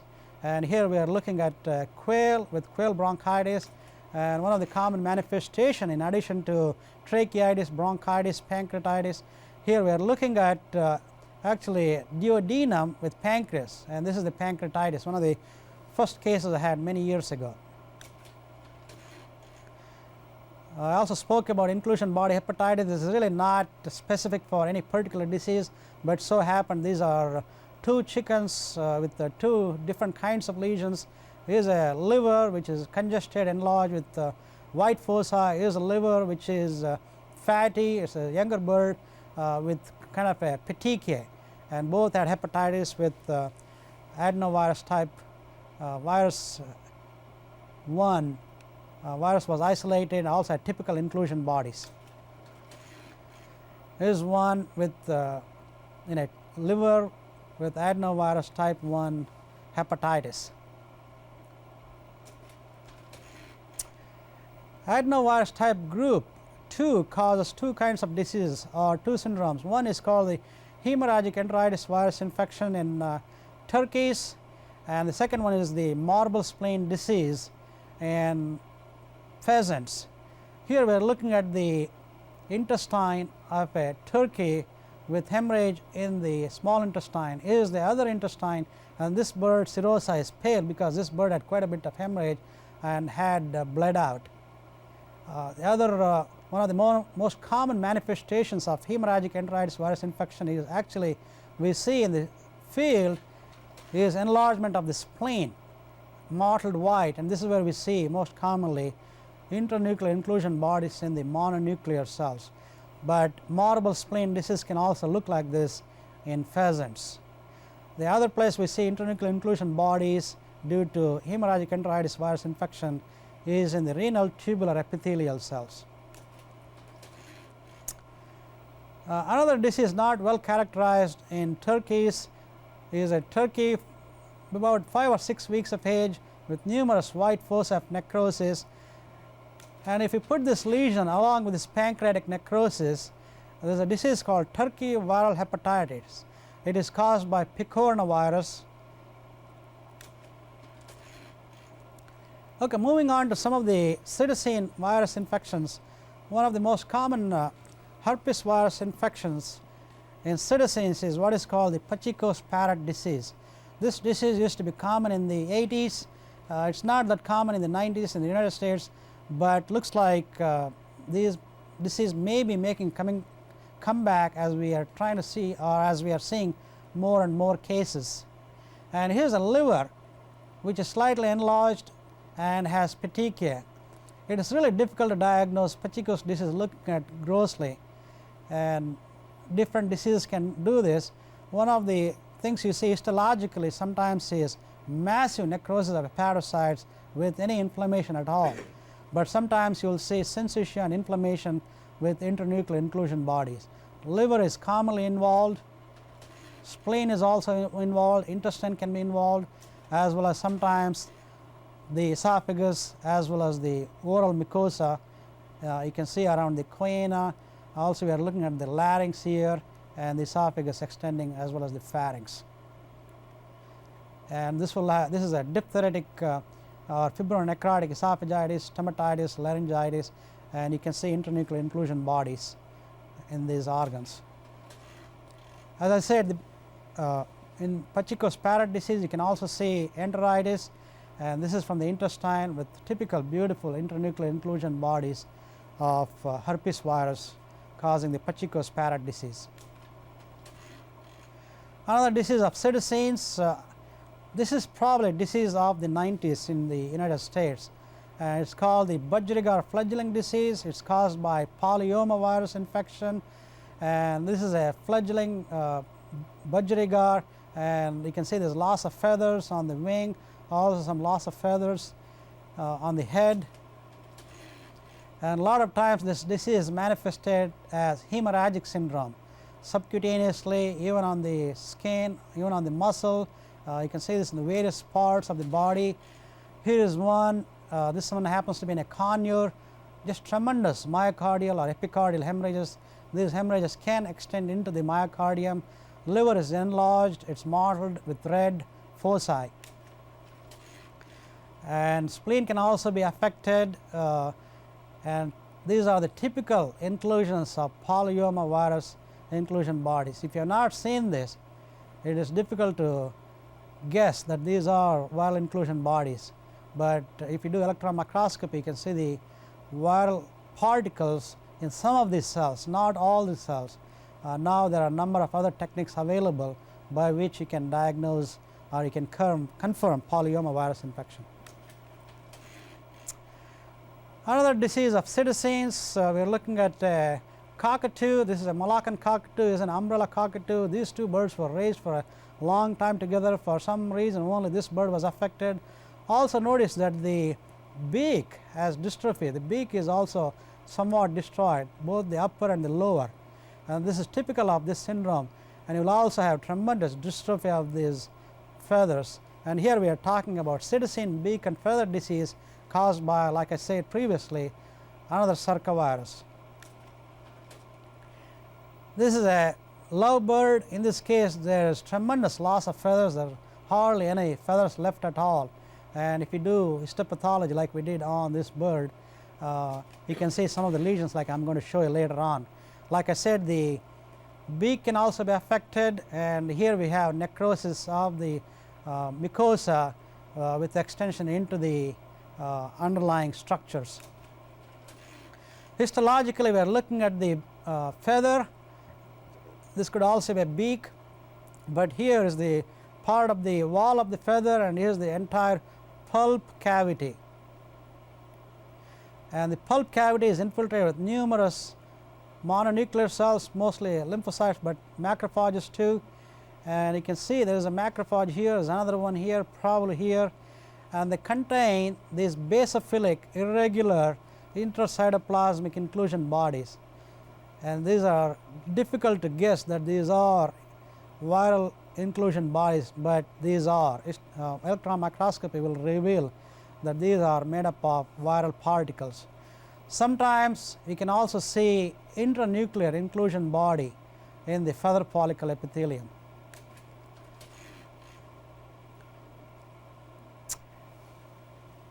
This virus can also cause tremendous immunosuppression by infecting the bursa fibrosus, thymus, as well as the spleen. And here we are looking at bursa fabricius, I do not remember exactly which bird it is. This could be an African grey parrot, but I have also seen this in pigeons, and I will talk a little bit about pigeon circovirus, which has not been characterized.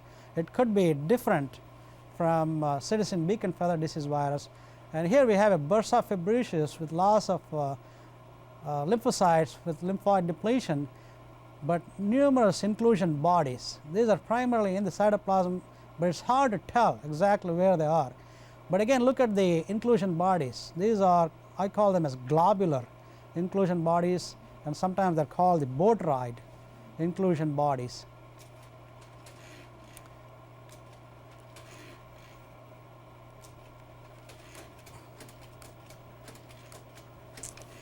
Excuse me, before I leave this, I like to point out that circovirus infection has also been seen in canaries and finches. It could be a different circovirus, and like I said, circovirus has also been seen in pigeons, and that also could be a different circovirus, and work has not been done on those, and as we go along we may find more information. Okay, this is a proventriculus and gizzard, and here is the lung. But if you look at the proventriculus, this is from a citizen, and you can see it's tremendously dilated. And here we are talking about proventricular dilation disease, proventricular dilation syndrome, and it has been called by various names. And one of the manifestations, or one of the most common manifestation, is the infiltration of lymphocytes in the subserosal ganglia. And here we are looking at the gizzard, but this could be in the proventriculus.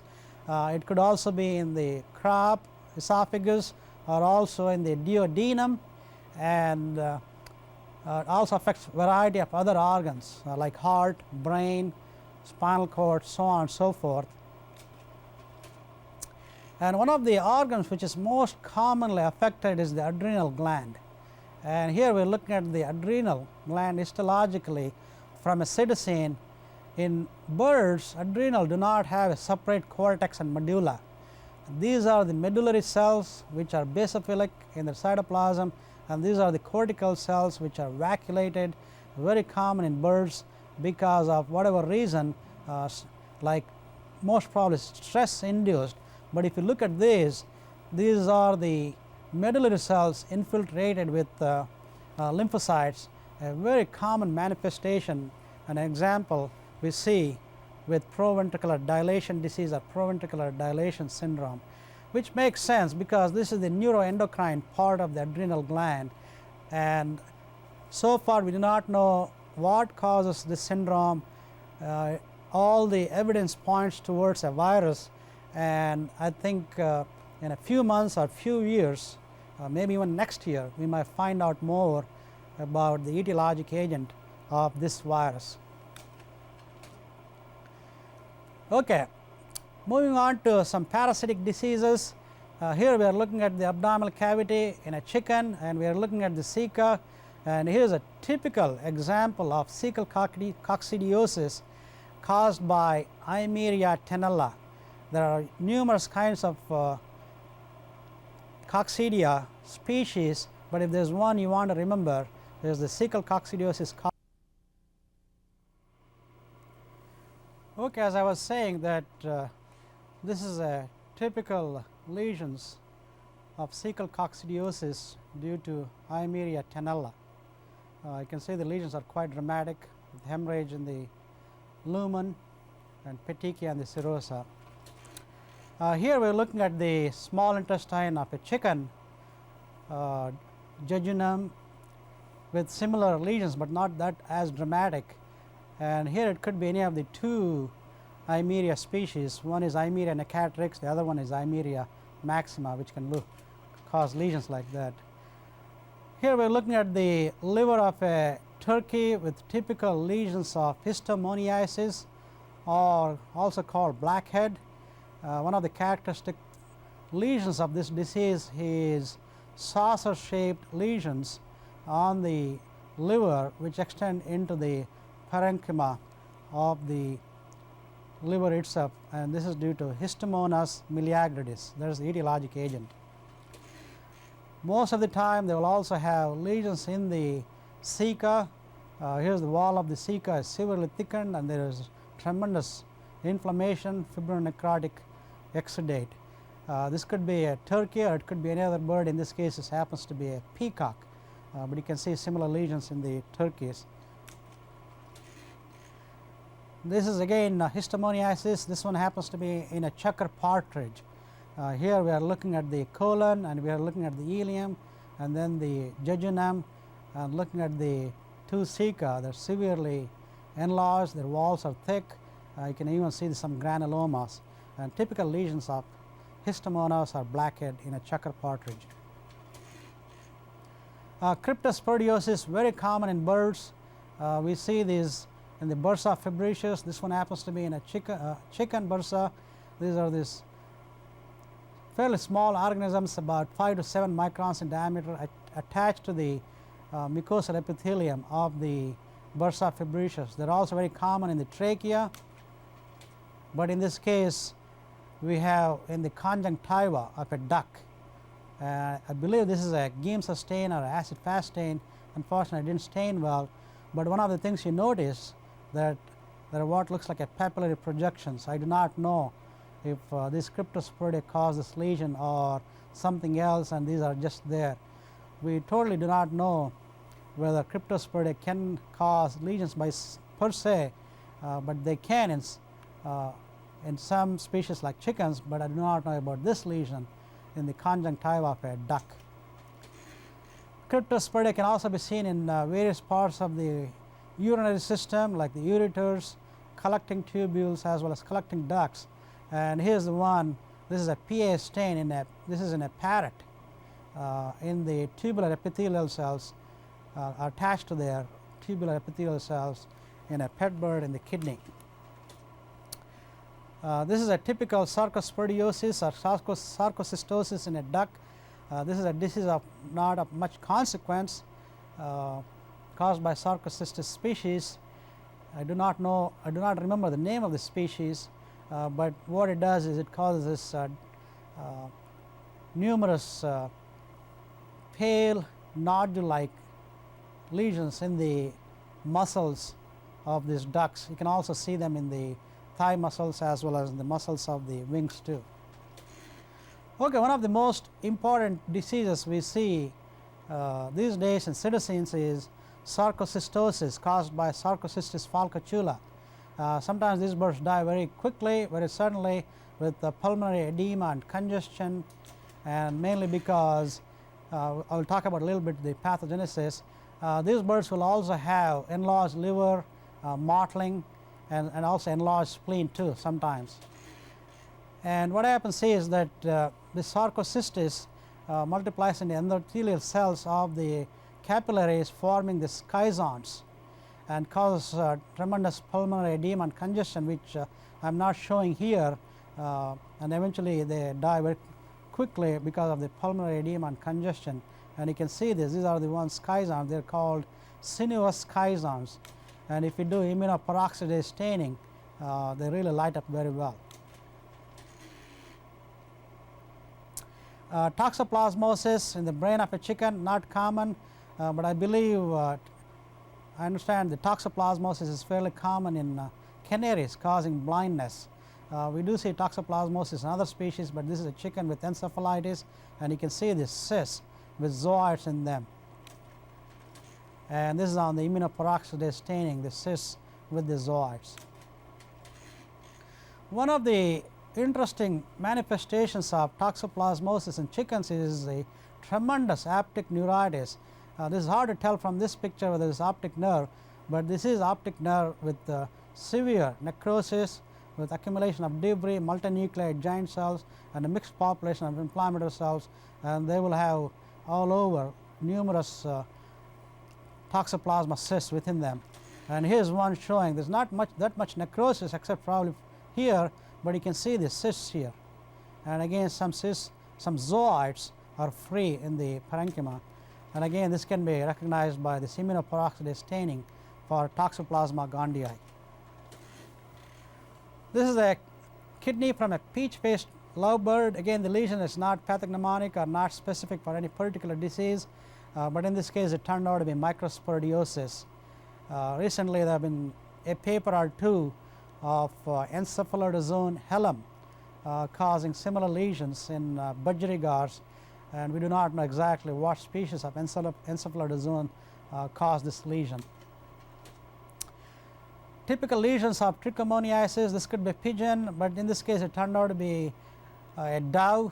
You can also see similar lesions all the way in the esophagus caused by Trichomonas gallinae, and sometimes it can get systemic, and we have just a tremendous necrosis in the liver, also some perihepatitis, and you can also see some here, and it also can cause peritonitis as well as, pericarditis and some epicarditis, and it also can get systemic and can cause encephalitis.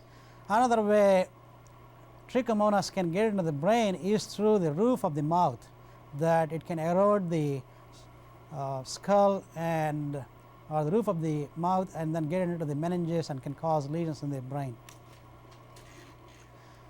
Here is a duck with an enlarged spleen, again not specific or any particular disease, but in this case we saw numerous megaloschizones of leukocytozoan. If these cysts are intact, they may not do any damage. This cyst can be seen in many parts of the body, including the heart, the brain, the eye, but if the cysts do break, they can incite inflammation, especially encephalitis and myocarditis. Looking at the roundworms in the intestine of a chicken, this is due to Ascaridia galli. They are not of much consequence unless they are in large numbers like here. This is in a chicken, this is due to Ascaridia galli. One of the most common roundworms are in turkeys, and this is due to Ascaridia dissimilis. You don't have to see these many nematodes to think about a disease, but in smaller numbers, especially small larvae, can cause what we term as eosinophilic enteritis. Most of the time, or at least we do not know the role of eosinophils in birds, but I believe that in roundworm infection, especially in turkeys, can cause or is associated with eosinophilic enteritis. This could be a pigeon, but in this case it turned out to be a dove with severe nematodiasis in the small intestine due to Ascaridia columbae. This is in a pet bird where these tissues were fixed in formaldehyde, and I opened the lumen, just exposing the lumen, opening the wall, and you can see it's just loaded with numerous roundworms. In this case, the species turned out to be Ascaridia hermaphrodita. Again, smaller numbers, they may not be of much consequence, but in higher numbers, they can be. Moving on to get another parasitic disease, this is a bob-white quail. It's one of the important diseases. We have diphtheritic lesions or fibronecrotic mucosa all the way from the oral cavity to the esophagus, crop, and also the lower esophagus, and this is typical of capillariasis, most probably due to Capillaria annulata or Capillaria contorta. You got to dissect those nematodes and identify them. And again, this lesion is not typical of Capillaria. You may have Candida, you may have some other bacteria also. Invariably they do. This one happens to be a Guinea fowl, a typical Guinea fowl. We see a typical lesion in a Guinea fowl we have seen from a zoo with numerous nematodes of Capillaria species. This is in the crop, part of the crop here and part of the esophagus, tremendously thickened, and there is a fibronecrotic mucosa of this esophagus and the crop. This is a trachea of a pheasant with multiple nodules on the serosa in the mucosa. There is also another one, and this is due to Syngamous tracheae. They can cause these lesions in the mucosa, and it can be manifested as thickenings or protrusion from the serosa.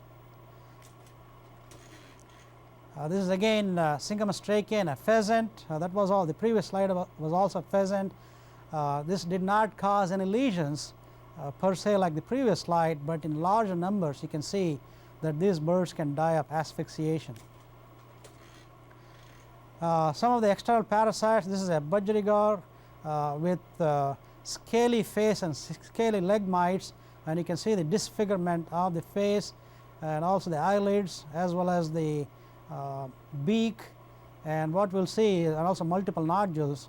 Histologically we will see tremendous hyperkeratosis as well as inflammation associated with these mites. Here is the manifestation of the similar mite or same mite in the legs. That is why it is called scaly leg and scaly face mite, Budgerigar.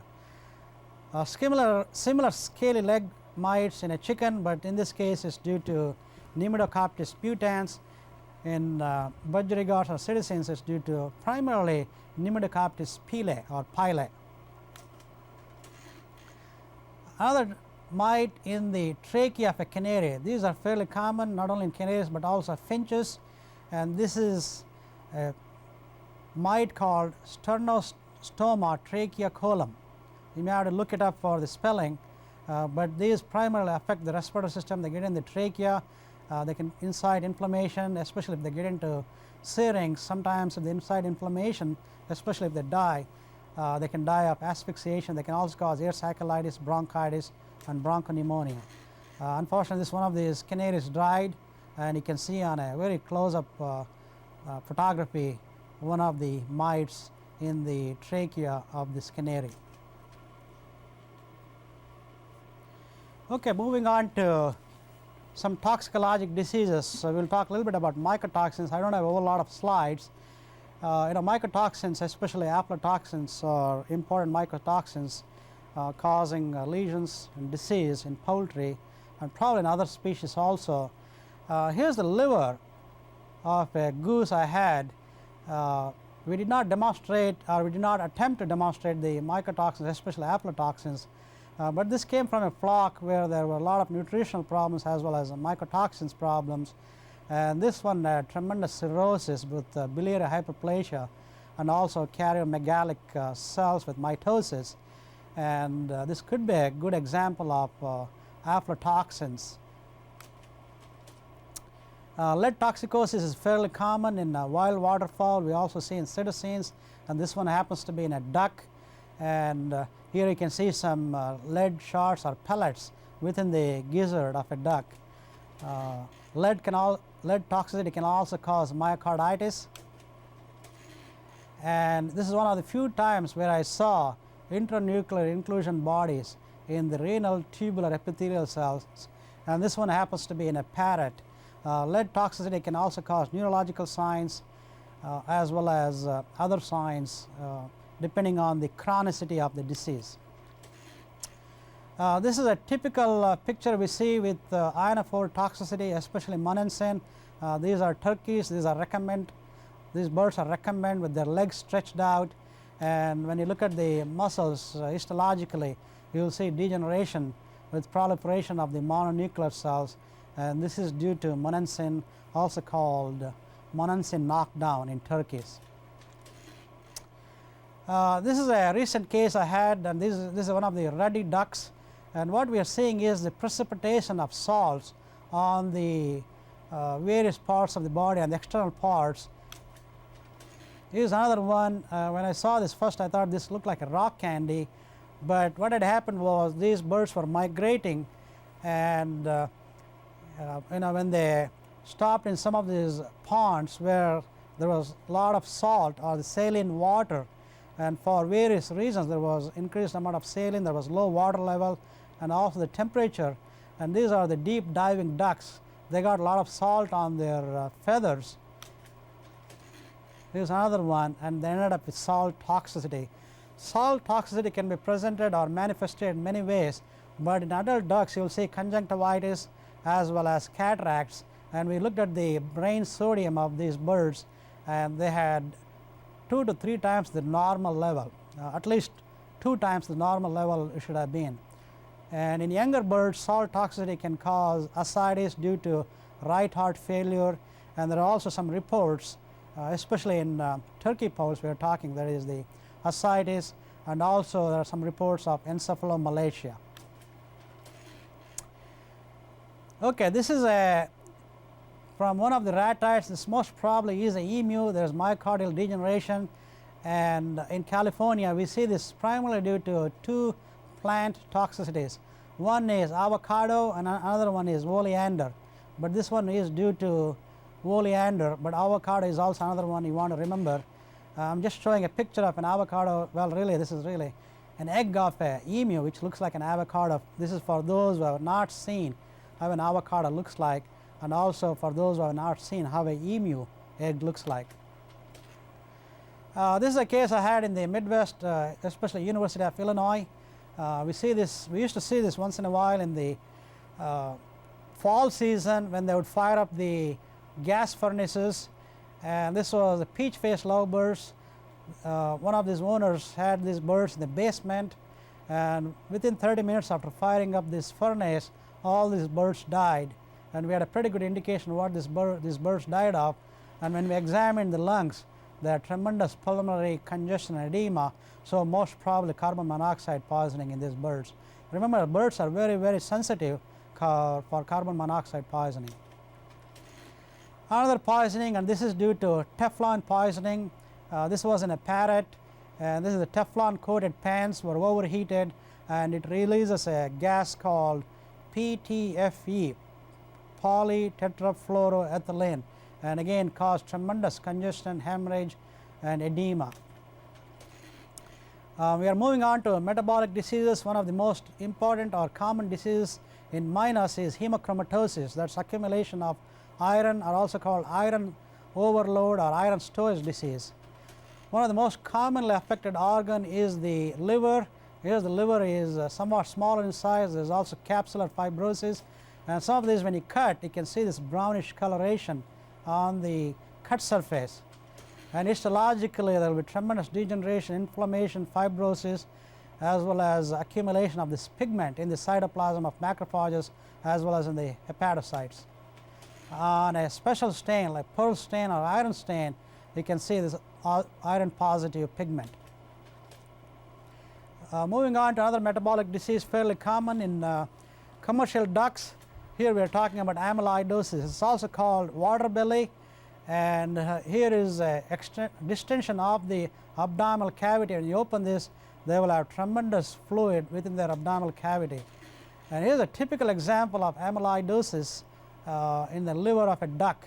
This liver is tremendously enlarged, it's glistening, and will also feel waxy for touch.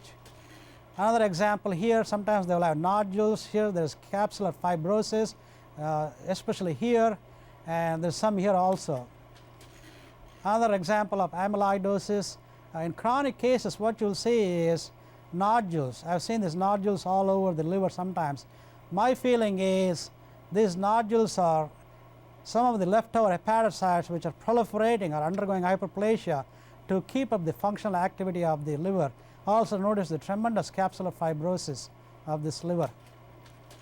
Spleen is also involved. Spleen is very enlarged, and it will appear meaty, and on cut surface will be diffusely pale or diffusely pinkish in color.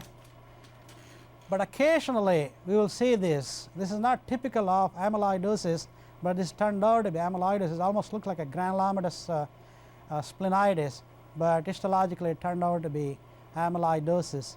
I have seen amyloidosis affecting almost all organs of the body, but liver, spleen, intestine, those are the three most commonly affected organs in birds.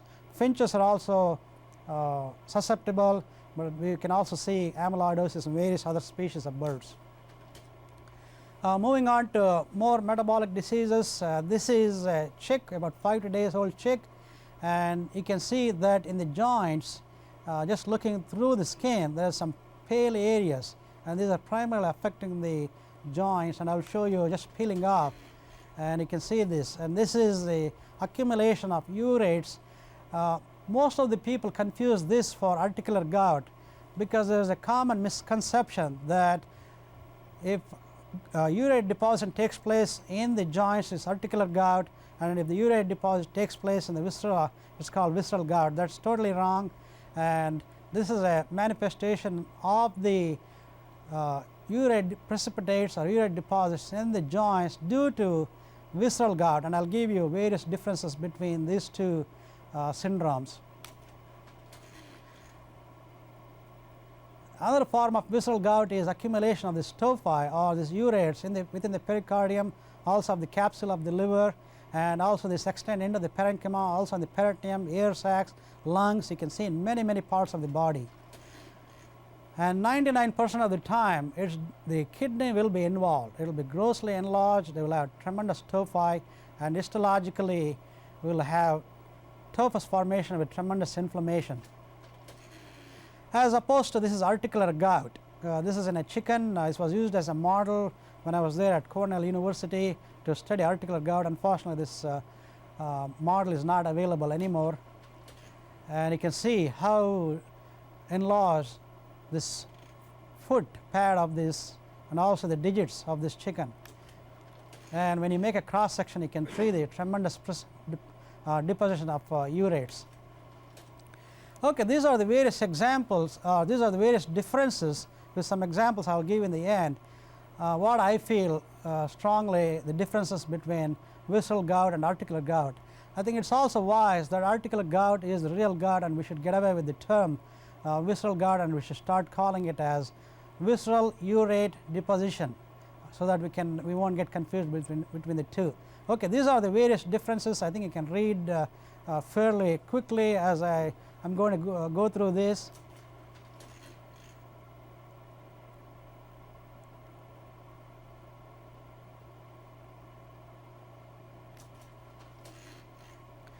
Okay, one of the most important aspects here is the microscopically in the kidney you will have inflammation with tophi, sometimes granulomatous, whereas in the articular gout invariably it is granulomatous inflammation involving the synovium. The pathogenesis is quite interesting. Invariably it is due to renal failure in the visceral gout or visceral urate deposition, and that is some problem with urate excretion. Whereas in articular gout people think that it is due to some kind of a metabolic defect in secretion. And also look at the differences in visceral gout and articular gout regarding the causes.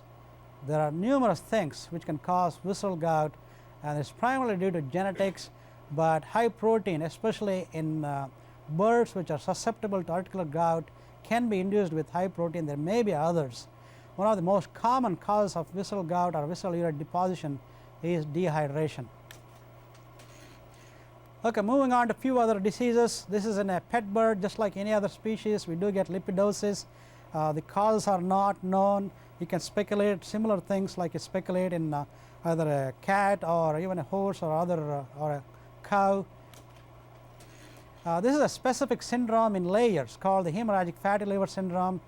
That is, I'm talking about laying type chickens, and the liver is very fatty, and there's tremendous hemorrhage within the capsule, but also in the parenchyma. I believe this bird died of hypoxia and anoxia because there's enough hemorrhage here, but a lot of times these livers rupture, like in this case, and you can see the fatty liver and also some hemorrhages within the parenchyma. In this case the liver was so fatty it just ruptured. The cause is exactly not known. This is atherosclerosis in a pet bird, which is very common. This is one of the most dramatic cases I've ever seen. This whole thing was put in formaldehyde, some was saved, frozen, and we did the oil redo, and it was positive for lipid. But you can see this is the aorta with some of the branches coming out. It's totally filled with this, whatever this material, lipid. And histologically you're looking at the wall with proliferation of numerous lipid containing cells. One of the most dramatic cases I've ever seen. Atherosclerosis is fairly common in citizens, and most of the common manifestations, as opposed to what I showed you before, this is the way we see. One of the lysosomal storage disease we discovered recently has been described as gangliosidosis. It's actually mucopolysaccharidosis type 3B. I have a text slide I'll show you a little bit more in detail, but it affects the emus. This emu is about 3 to 4 weeks of age, It has got neurological signs and it can't support its head, and other things can cause neurological signs like cerebrospinal nematoiditis, but this is another disease you should think about. What are the things we see with lysosomal storage diseases? If you look at the neurons of the brain, the neurons will be tremendously enlarged and the cytoplasm will be filled with, or they will have vacuoles, and when you do electron microscopy they will have membrane bound, these zebra bodies. This is the text slide I was talking about. I would like to thank Dr. Urs Giger for identifying this deficiency of this enzyme. This disease is the mucopolysaccharidosis type 3B. It's also called San-Felipe B syndrome, and this is the first description of this syndrome in any animal, and its deficiency of this enzyme. And it's probably inherited as an autosomal recessive trait, and recently we are doing some breeding experiments and we may get some more information on this disease. And here are the signs and lesions we see associated with this disease. Okay, aortic rupture. This is the abdominal aorta. In a turkey, you can see a longitudinal slit and the bird bleeds out and they die of hypoxia. Fairly common in turkeys. Here's another one, again a longitudinal slit. Most often it is anterior to the kidney, but you can also see anywhere including the origin of the aorta at the heart. It's interesting that among all the 3 ratite species, we see this most commonly in ostriches and emus. This one happens to be an emu. A longitudinal slit, again this was seen in the abdominal aorta, but it can happen anywhere in the part of the aorta. This is a very rare syndrome, but people have seen this sporadically. This is what I term this as a coronary artery aneurysm, and this one was in male turkeys. We had a case about a couple of years ago where this producer lost 3% in one flock and 1.5% in another flock in 1 week. We do not know what was the cause of this. Similar to aortic rupture in turkeys, it could be due to a combination of copper deficiency, hypertension, and also there may be some defect within the vessels itself. A typical round heart syndrome in turkeys very common.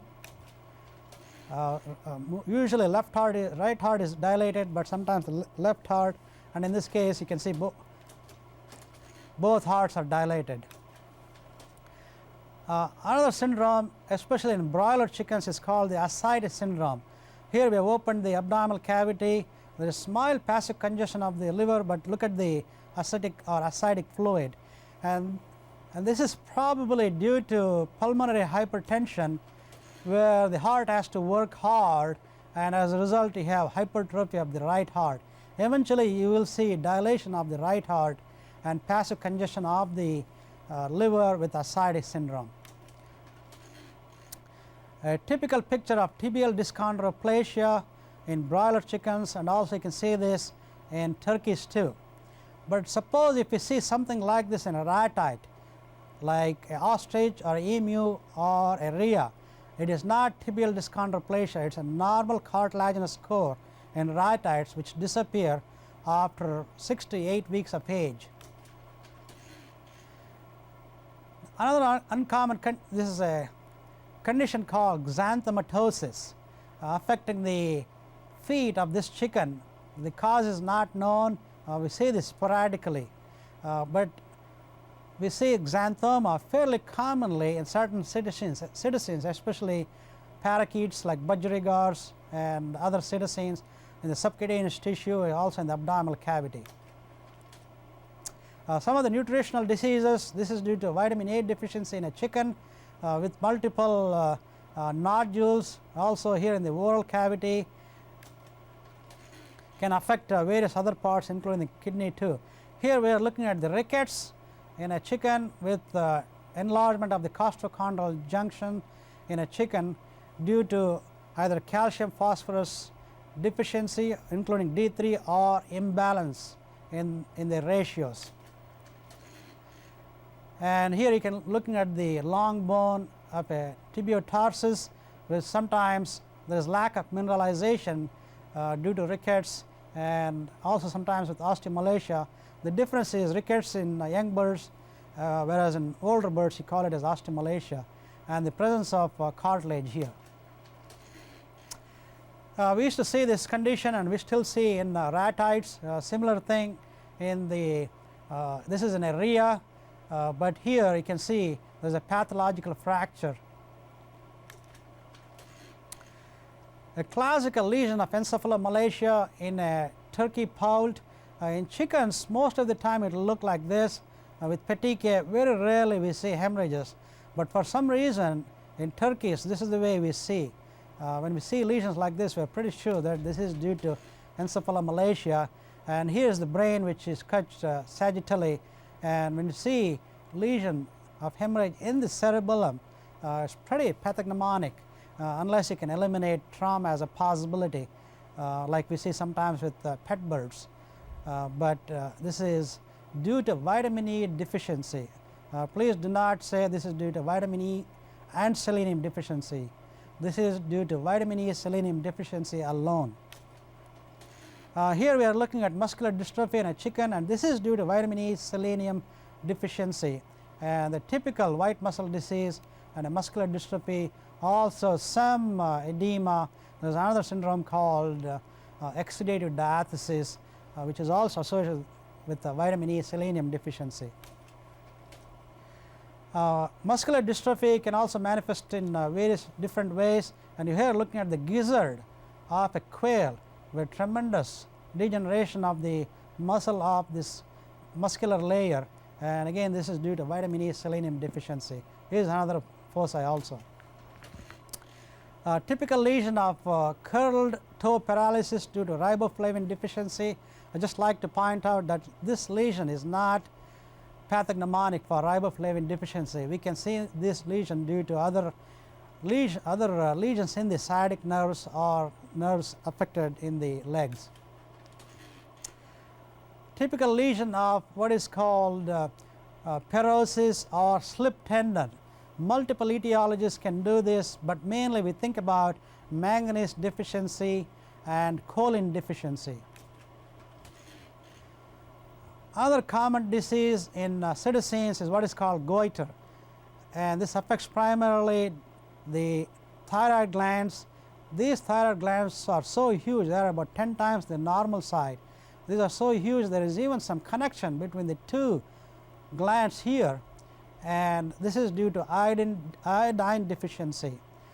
It's primarily seen in citizens, but we also see in some backyard chickens as well as other poultry. For example, here this one happens to be a pheasant, and you can see these thyroid glands are tremendously enlarged. Histologically you will see hyperplasia of the follicular cells. Some miscellaneous diseases, this is in broilers, also you can see in turkeys. This is called deep pectoral myopathy, and what happens is these birds are bred for increased muscle, and there are some things which do not keep up. For example, the fascia, that when they go to catch these birds for marketing, then for ischemic necrosis, that these birds will end up with ischemic necrosis of the muscles with some petechia and this discoloration due to pigment. Okay, now we are coming to the end of our talk. Some neoplastic diseases. Remember I said most of the neoplasia in poultry are caused by retroviruses and some by herpes virus like Marax disease. As far as we know, we do not know what caused neoplasia in other species. Chickens and budgerigars have the highest incidence of neoplasia. Here is a budgerigar or a parakeet, and one of the most common tumors is renal neoplasia. There could be different kinds of renal neoplasia. It could be embryonal nephroma, it could be adenocarcinoma, or it could be cystadenoma.